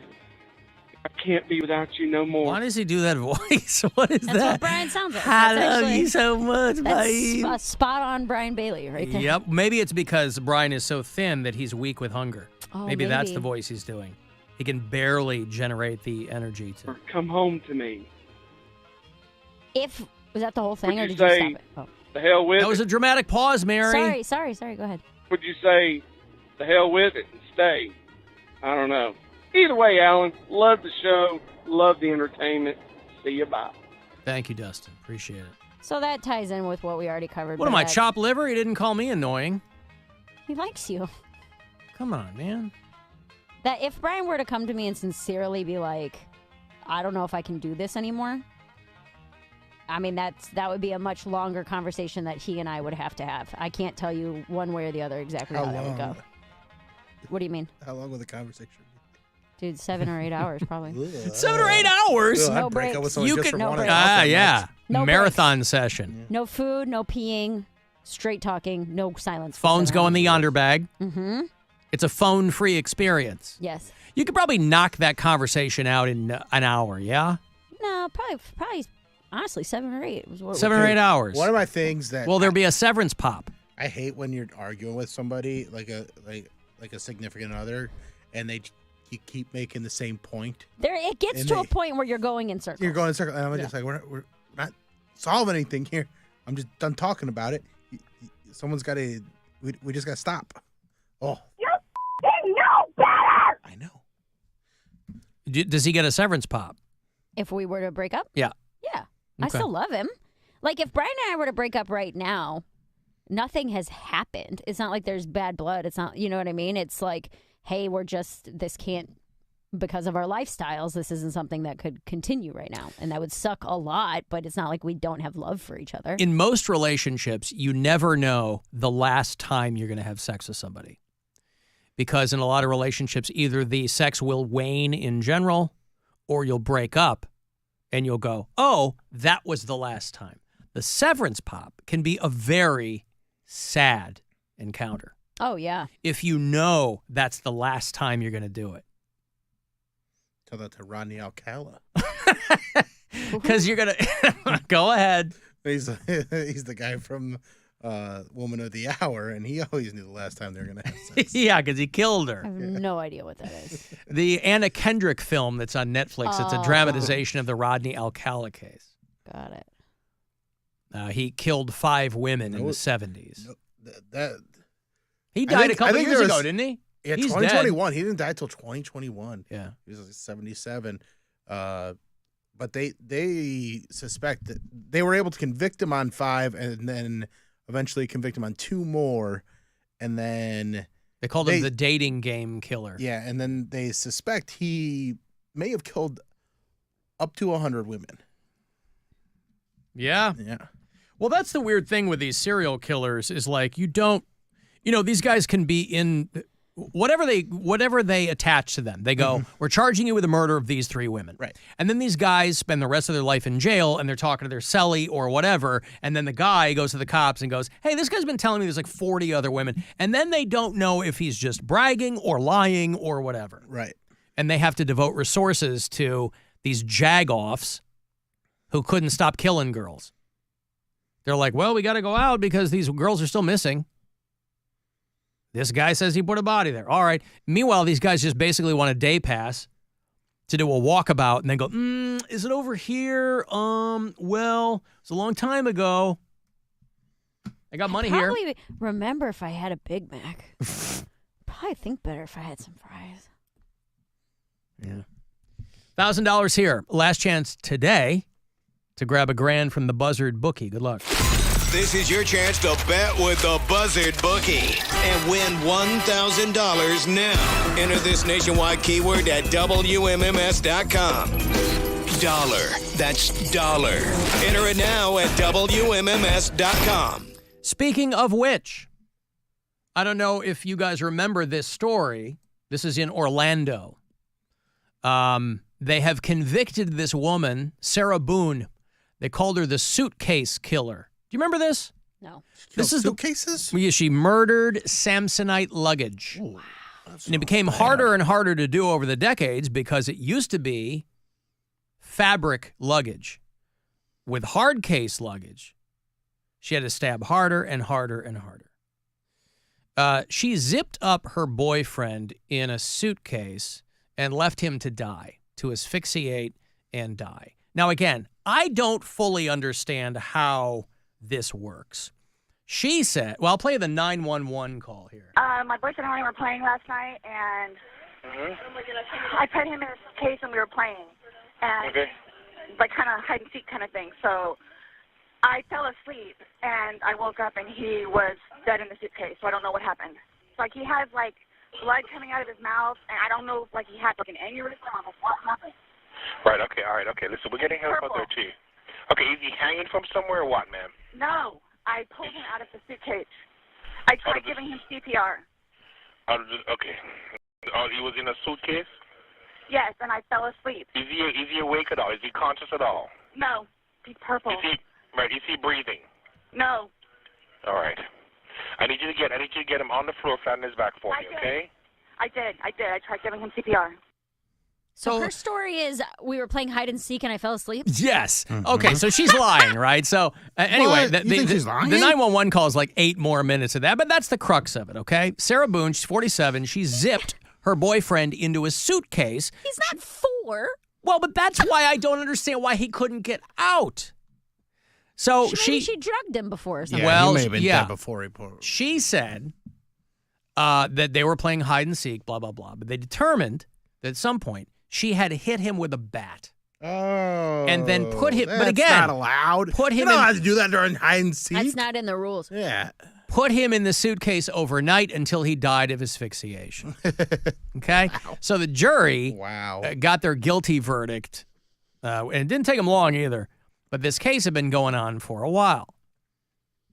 She said that she suffered from battered spouse syndrome, which I don't know that I've ever heard of before. That's where you coat them in flour and then you dip them in eggs. Oh, I tried to butterfly my wife. Mm-hmm. So, and there had been calls to the police before about protection orders and blah, blah, blah. So I don't know that they doubt that she was being abused by this guy, but they're like, you still killed him, you know. Anyway, she recorded video of him inside the suitcase where you could hear him yelling her name and telling her that he couldn't breathe. Because she's real bright. And recorded video 11 minutes apart on her cell phone of this guy in the zipped suitcase. She put him in, and he couldn't get out. I don't know. She must have locked the thing. Because even from the inside, you figure you'd be able to get a finger through. Now, could you, though? Yeah, I don't know. I mean, the whole point is that it closes so it won't open in transit. And they are not gentle with suitcases. True. So even if you're kicking and punching and And it's you have such a small space. Probably some severe head trauma at the time too. Yeah. So anyway, she, I guess, thought she'd get off. She rejected a plea deal. They're like, look, you'll get 15 years if you plead guilty. She said no. So she loses and gets life. 1 PM this happened. Why wouldn't 4.5 years ago. Why would you not say yes? If they're like, just say yes and then you'll only get 15 years. Because some people think they're going to win. But you knew you did it. Yeah, but there's a lot of people who did it and get off. And she thought, I bet my life that hide and seek suitcase is the real. I think people are gonna buy that. I think she thought battered spouse syndrome was the card that was going to get her off. Because it has in some cases. It's just that something like this is so particularly malicious, right? She didn't like shoot the guy because he was beating her up. She zipped him into a suitcase. And let him she suffocate. she said that they were playing a game of hide and seek. And during the game, both of them thought it'd be really funny if he got in the suitcase. Now, that alone sounds like something that a lot of people would do. If you're drunk and you're not reading murder on her, you're, hey, I bet I could get into that suitcase. Yeah, I bet she could too. She said that they were drinking wine. She went upstairs and passed out on her bed. And when she woke up, he was in the suitcase. And that's that 911 call there. And prosecutor said, no, that's not what happened. Because on the video, she's like laughing and things. Why not delete the video? I don't know why. But I'll play some of it. I think they've embedded some of this video from her cell phone here. And you can hear him rather, telling her.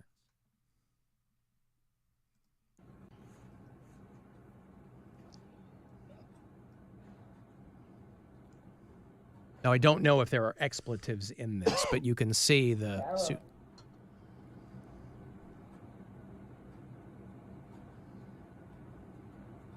He's in a big blue For suit. everything you've done to me. Sarah. For everything you've done to me. Sarah. You. Sarah. You. Sarah. this is so creepy. Sarah. Isn't it? Yeah. She like filmed it and didn't There's a delete man it. dying, Yeah. and she's. That's my name. Don't wear it out. That's my name. Don't wear it out. You put it in a suitcase, and I hope your legs fall asleep. I got fall asleep. You're going to go to hell. One way ticket to hell. Sarah. I can't breathe, babe. Seriously. Yeah, that's when you do when you choke me. Sarah. Oh, she said that's what you do when you choke me. Okay, so hold on a minute, though. I'm flip-flopping. You're on her side now? Was he actually abusing her? There had been protection orders. He had violated protection orders. Stuff like that. I understand. That's why I think her playing that card. There's never a reason to kill another person. Right. But if you want to lock him in a suitcase for a little while because he's choked you out before. But it's the you got to let him out, though. It's the cases where you do it in self-defense that you can win. Having him drunk, hitting him with incapacitating him, and then zipping him in a suitcase is a whole other thing. You can make the case that you were defending yourself in the moment. Right. And if you were to say, okay, hey, police, I've put him in a suitcase. Yeah. Come get him. I'm sorry. Yeah. That's what I was going to say. Was he tells you can't breathe, you put him in the suitcase, you call the cops, and you say, hey, I'm drunk. I locked my dude up in a suitcase. He hits me. He treats me bad. I'm going to let him out, but you got to come here and be here for it. Sarah.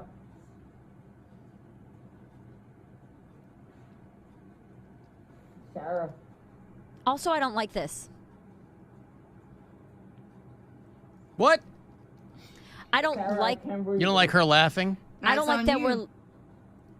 I don't like this video at all either. That's what I'm saying. I don't like that we're listening to this man's last words. Oh, okay. Well, I don't know how long he was in there before he. It says right there that the video might be disturbing and difficult to watch. Anyway, she was found guilty this week there in Orlando. Second-degree murder. Because it was very cold in there? Is that what they mean? Sorry, I'm doing my best Tony Hinchcliffe over here, Bill. You nailed it. I'm digging down deep.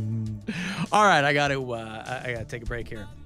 Hey, if you want to send a text, 35192 to do that.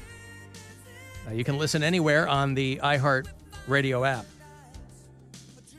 This football season, bet with house money with the Buzzard Bookie. You have 9 chances a day to win $1,000.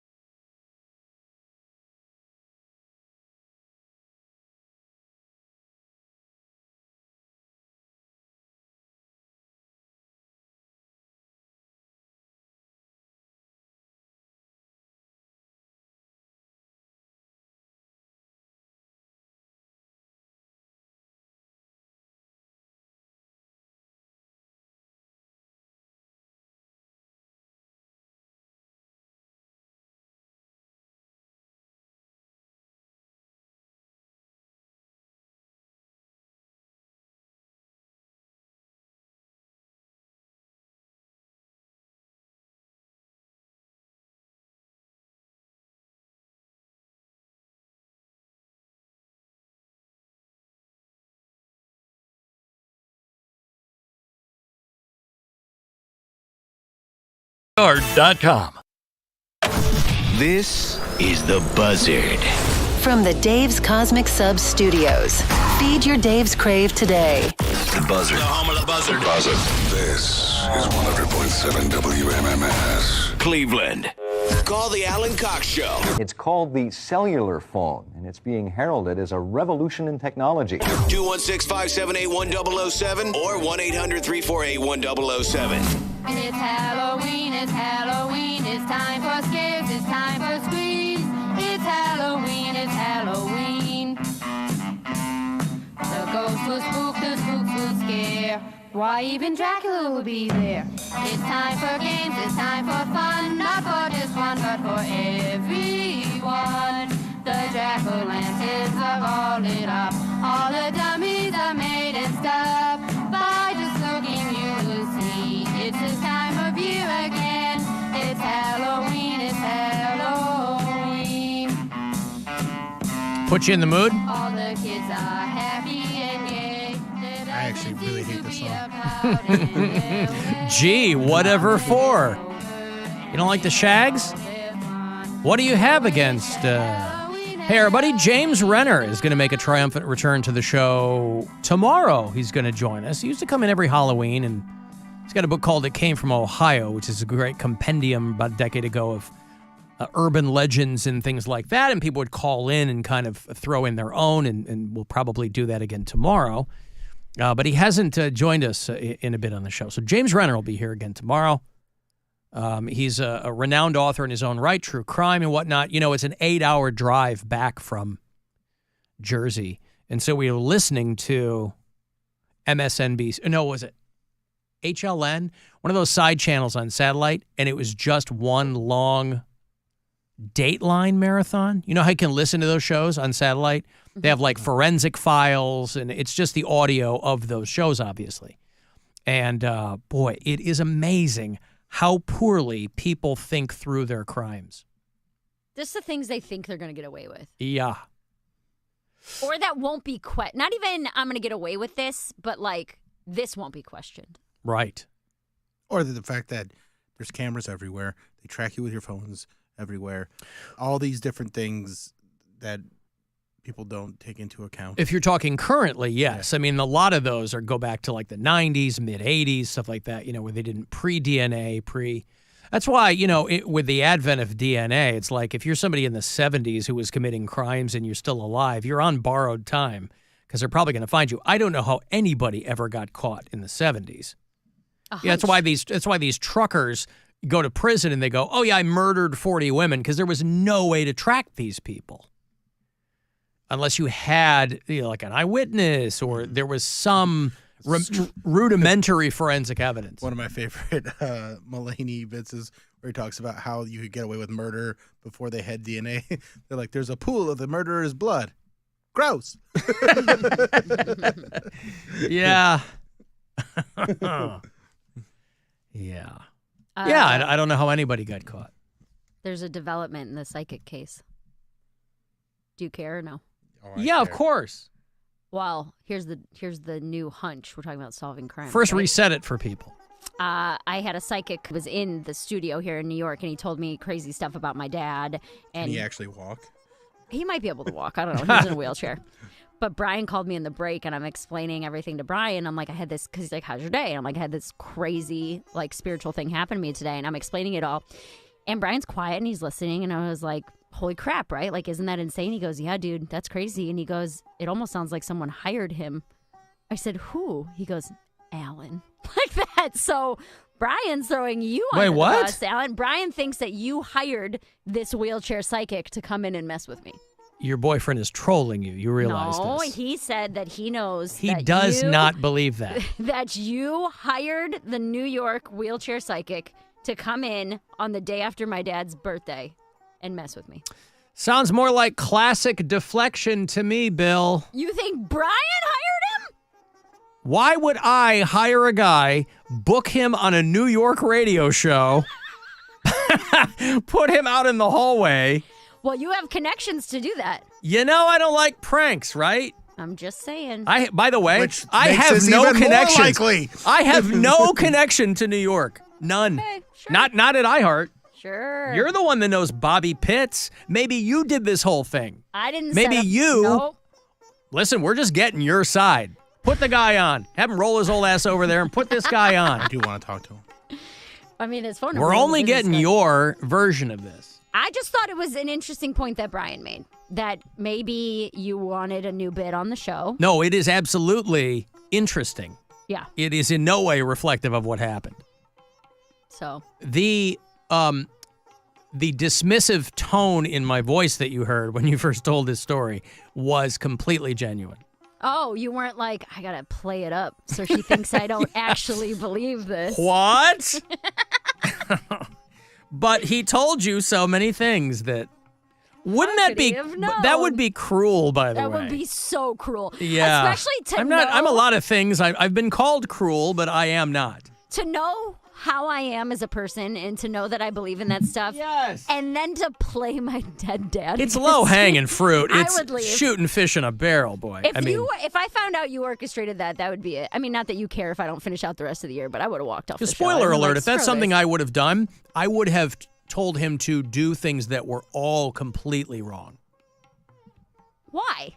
Because you would have I to. wouldn't have told you about it. No, but for you would have had to have. I That's don't need convenient. I don't need to know about it. It would be funny because he would report back to me. Wait. Hold You're on. not going to gloss over it, but yeah, 100%. If that guy was wrong, I would have never mentioned the fact that I met a psychic today.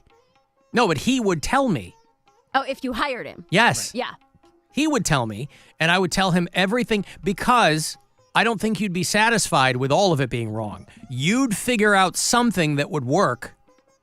You go, think well, I'd connect dots that weren't there? that's what people who go to psychics do. That's didn't why. go That's to why. him. That's why. I know. I'm just saying. You voluntarily sat down with a guy who was going to read your palms. People who go to psychics want someone to tell them something. It's like people who read their horoscopes, right? Yeah. They go, "Oh, today would be a good day to ask for a raise," and they go, "Yeah, if I had a job, I would ask for a raise." That's spot on, you know.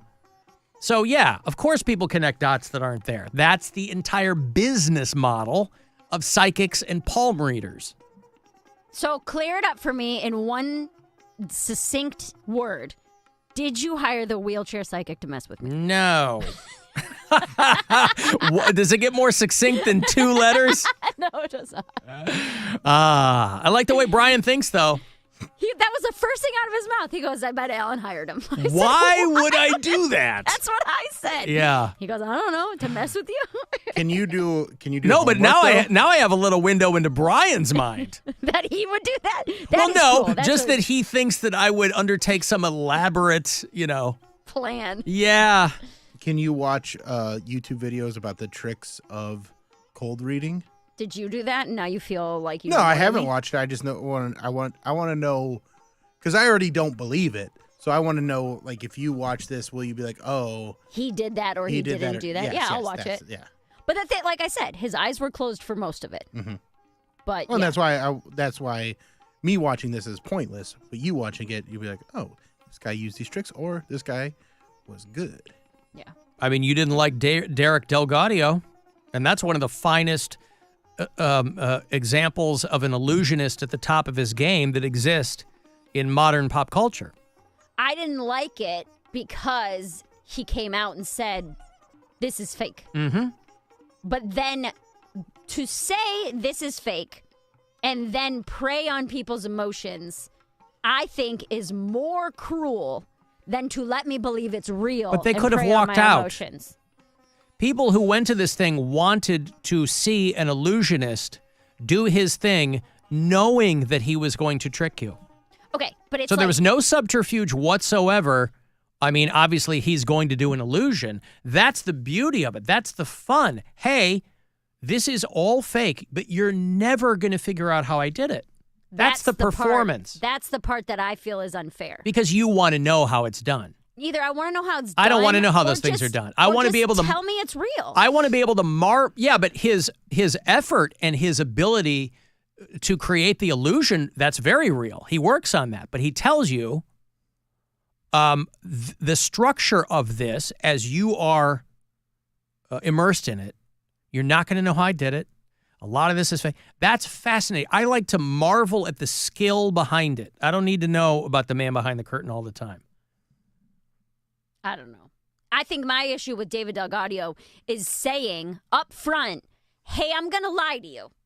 None of this is real. But that's what all magicians do. But I'm going to take some of the most delicate information from your life and use it against you. Right, but all to those elicit an emotional response. But obviously, that's mean. Obviously, because those envelopes with personal information in them, all those people have been vetted.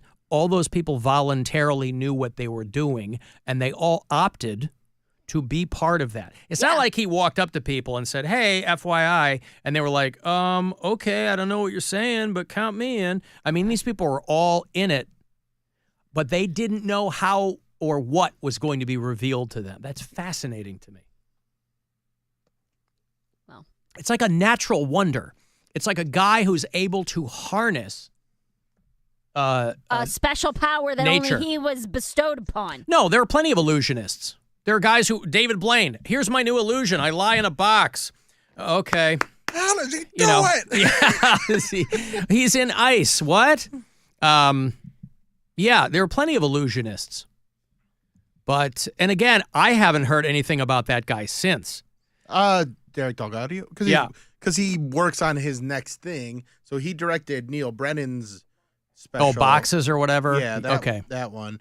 And then he's working on his new thing. But when you do something that is that intricate, it took him a decade to put that whole thing together. Yeah. So it's not like he can just go into the Comedy Store and workshop a new hour. Well, no, I didn't know if all of his work were those big productions or if he just does like, I'm in Vegas 3 nights a week or whatever. No, I don't think he does like a stage show until he does something like this.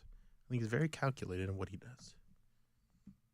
Mary, how will you celebrate National Cat Day today? Or have you, other than the 18,000 photos of your cat in your phone? It's National Cat Day today? Yeah. I don't even know. I got a lot going on today, dude. I understand. I'll probably give her a kiss and a treat. A kiss and a treat. Grab a little head and What's that different from any other day? kiss it a bunch of times and say Happy Cat Day. Like that. There's a lot of study done on interspecies communication, scientific reports. For anybody who reads this, you will have seen a couple of articles they wrote on communication between the feline and the human. And if a cat person will tell you that they already know this, that when a cat slow blinks you, that's a good thing. It's like a sign of like trust and love. Right. It's a cat's way of saying I love you. But the studies that they do, they say, nope, that's dead on. It's not made up. Slow blinking cats. Now, I have very little experience with cats, so I didn't know that the slow blink was a thing at all. Yeah. They're like, it is exactly what it sounds like. They very slowly like lower their eyelids, close them, and really slowly open them. And isn't that them just falling asleep? No, I think it's them saying like, I'm comfortable enough around you to close my eyes. I see. Like, I love you. You're Whereas chill. a dog will show his belly. Well, cats will show their belly too. Oh. This is just another thing they do. I see. Oh, cats have to have more than one submissive behavior. I get it. They got 9 lives. Yeah. Hey, Gaylord.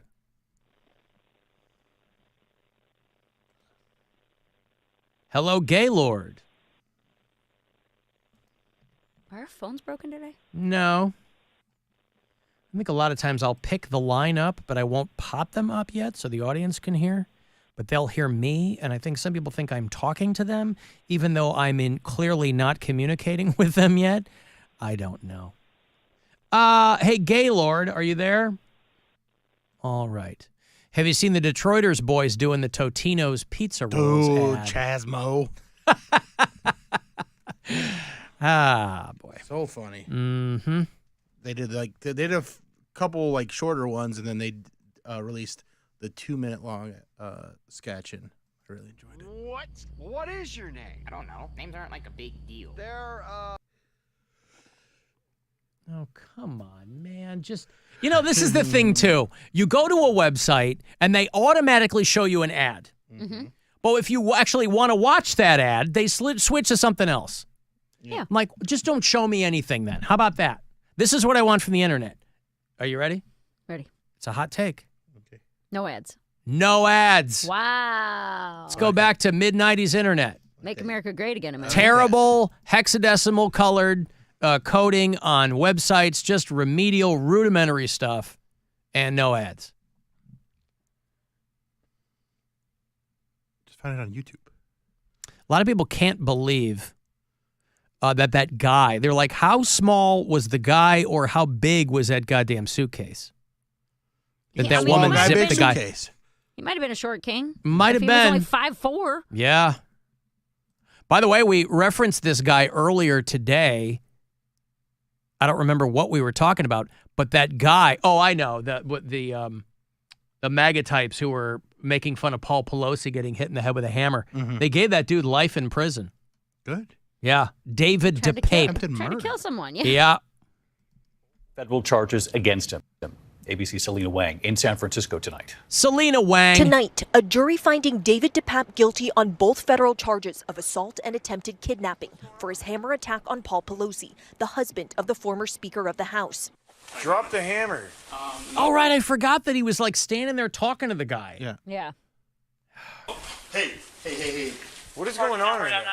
After the verdict, the Pelosi family releasing a statement saying they're very proud of their pop, who demonstrated extraordinary composure and courage on the night of the attack and in the courtroom this week. Good grief. Guy smashed through his window. Yeah, all right. Well, there you go. Hey, Dick. Hey. Jump from the frying pan into the fire. Oh, I wanted to say a moment of silence.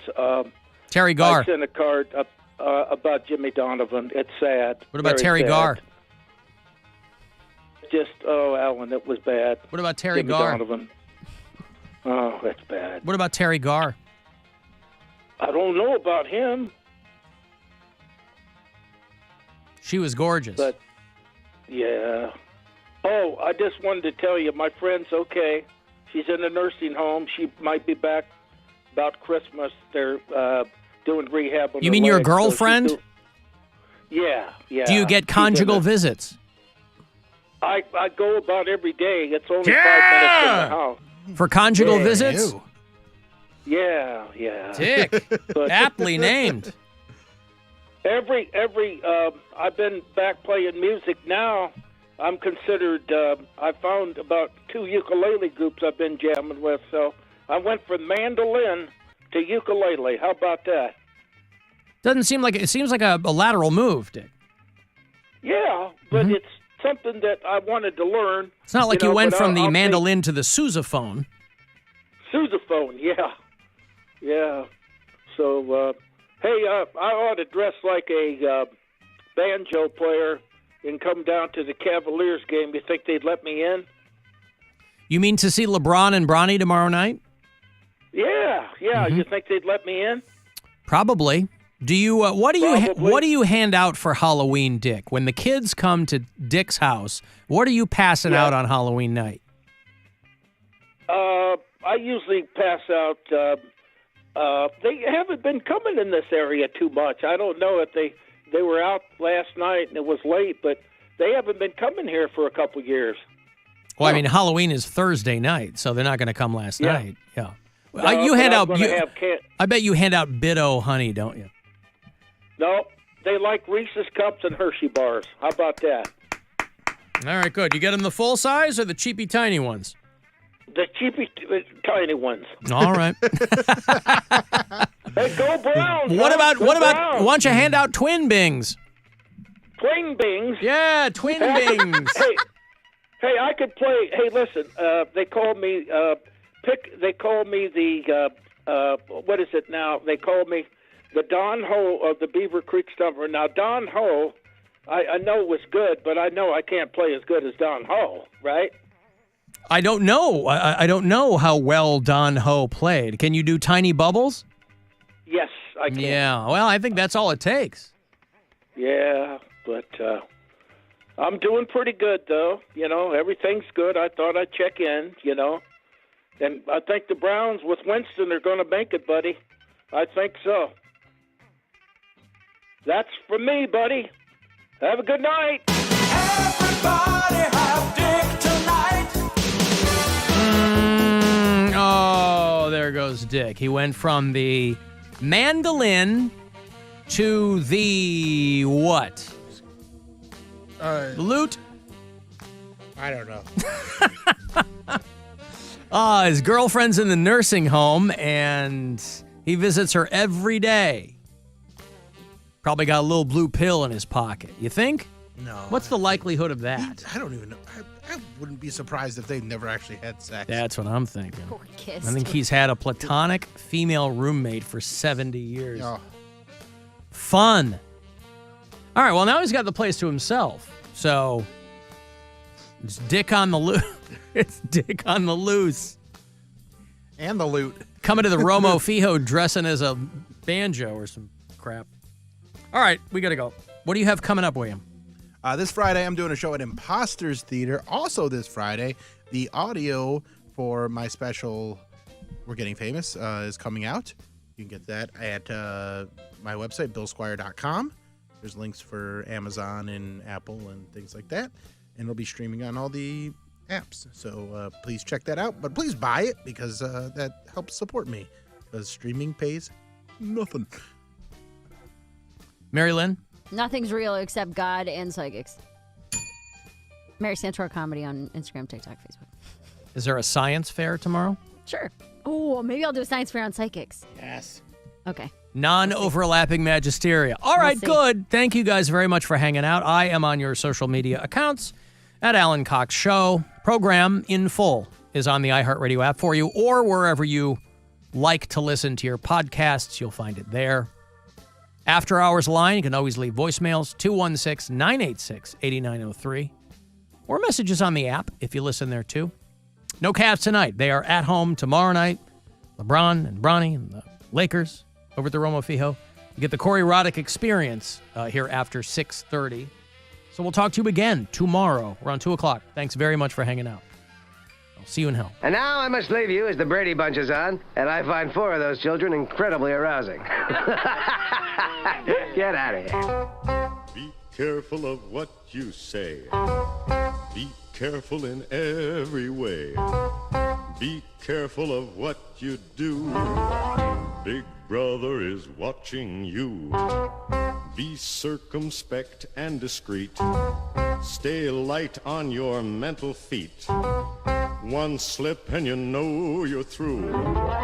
Big Brother is watching you. Conform with all directives. Remember, obedience pays.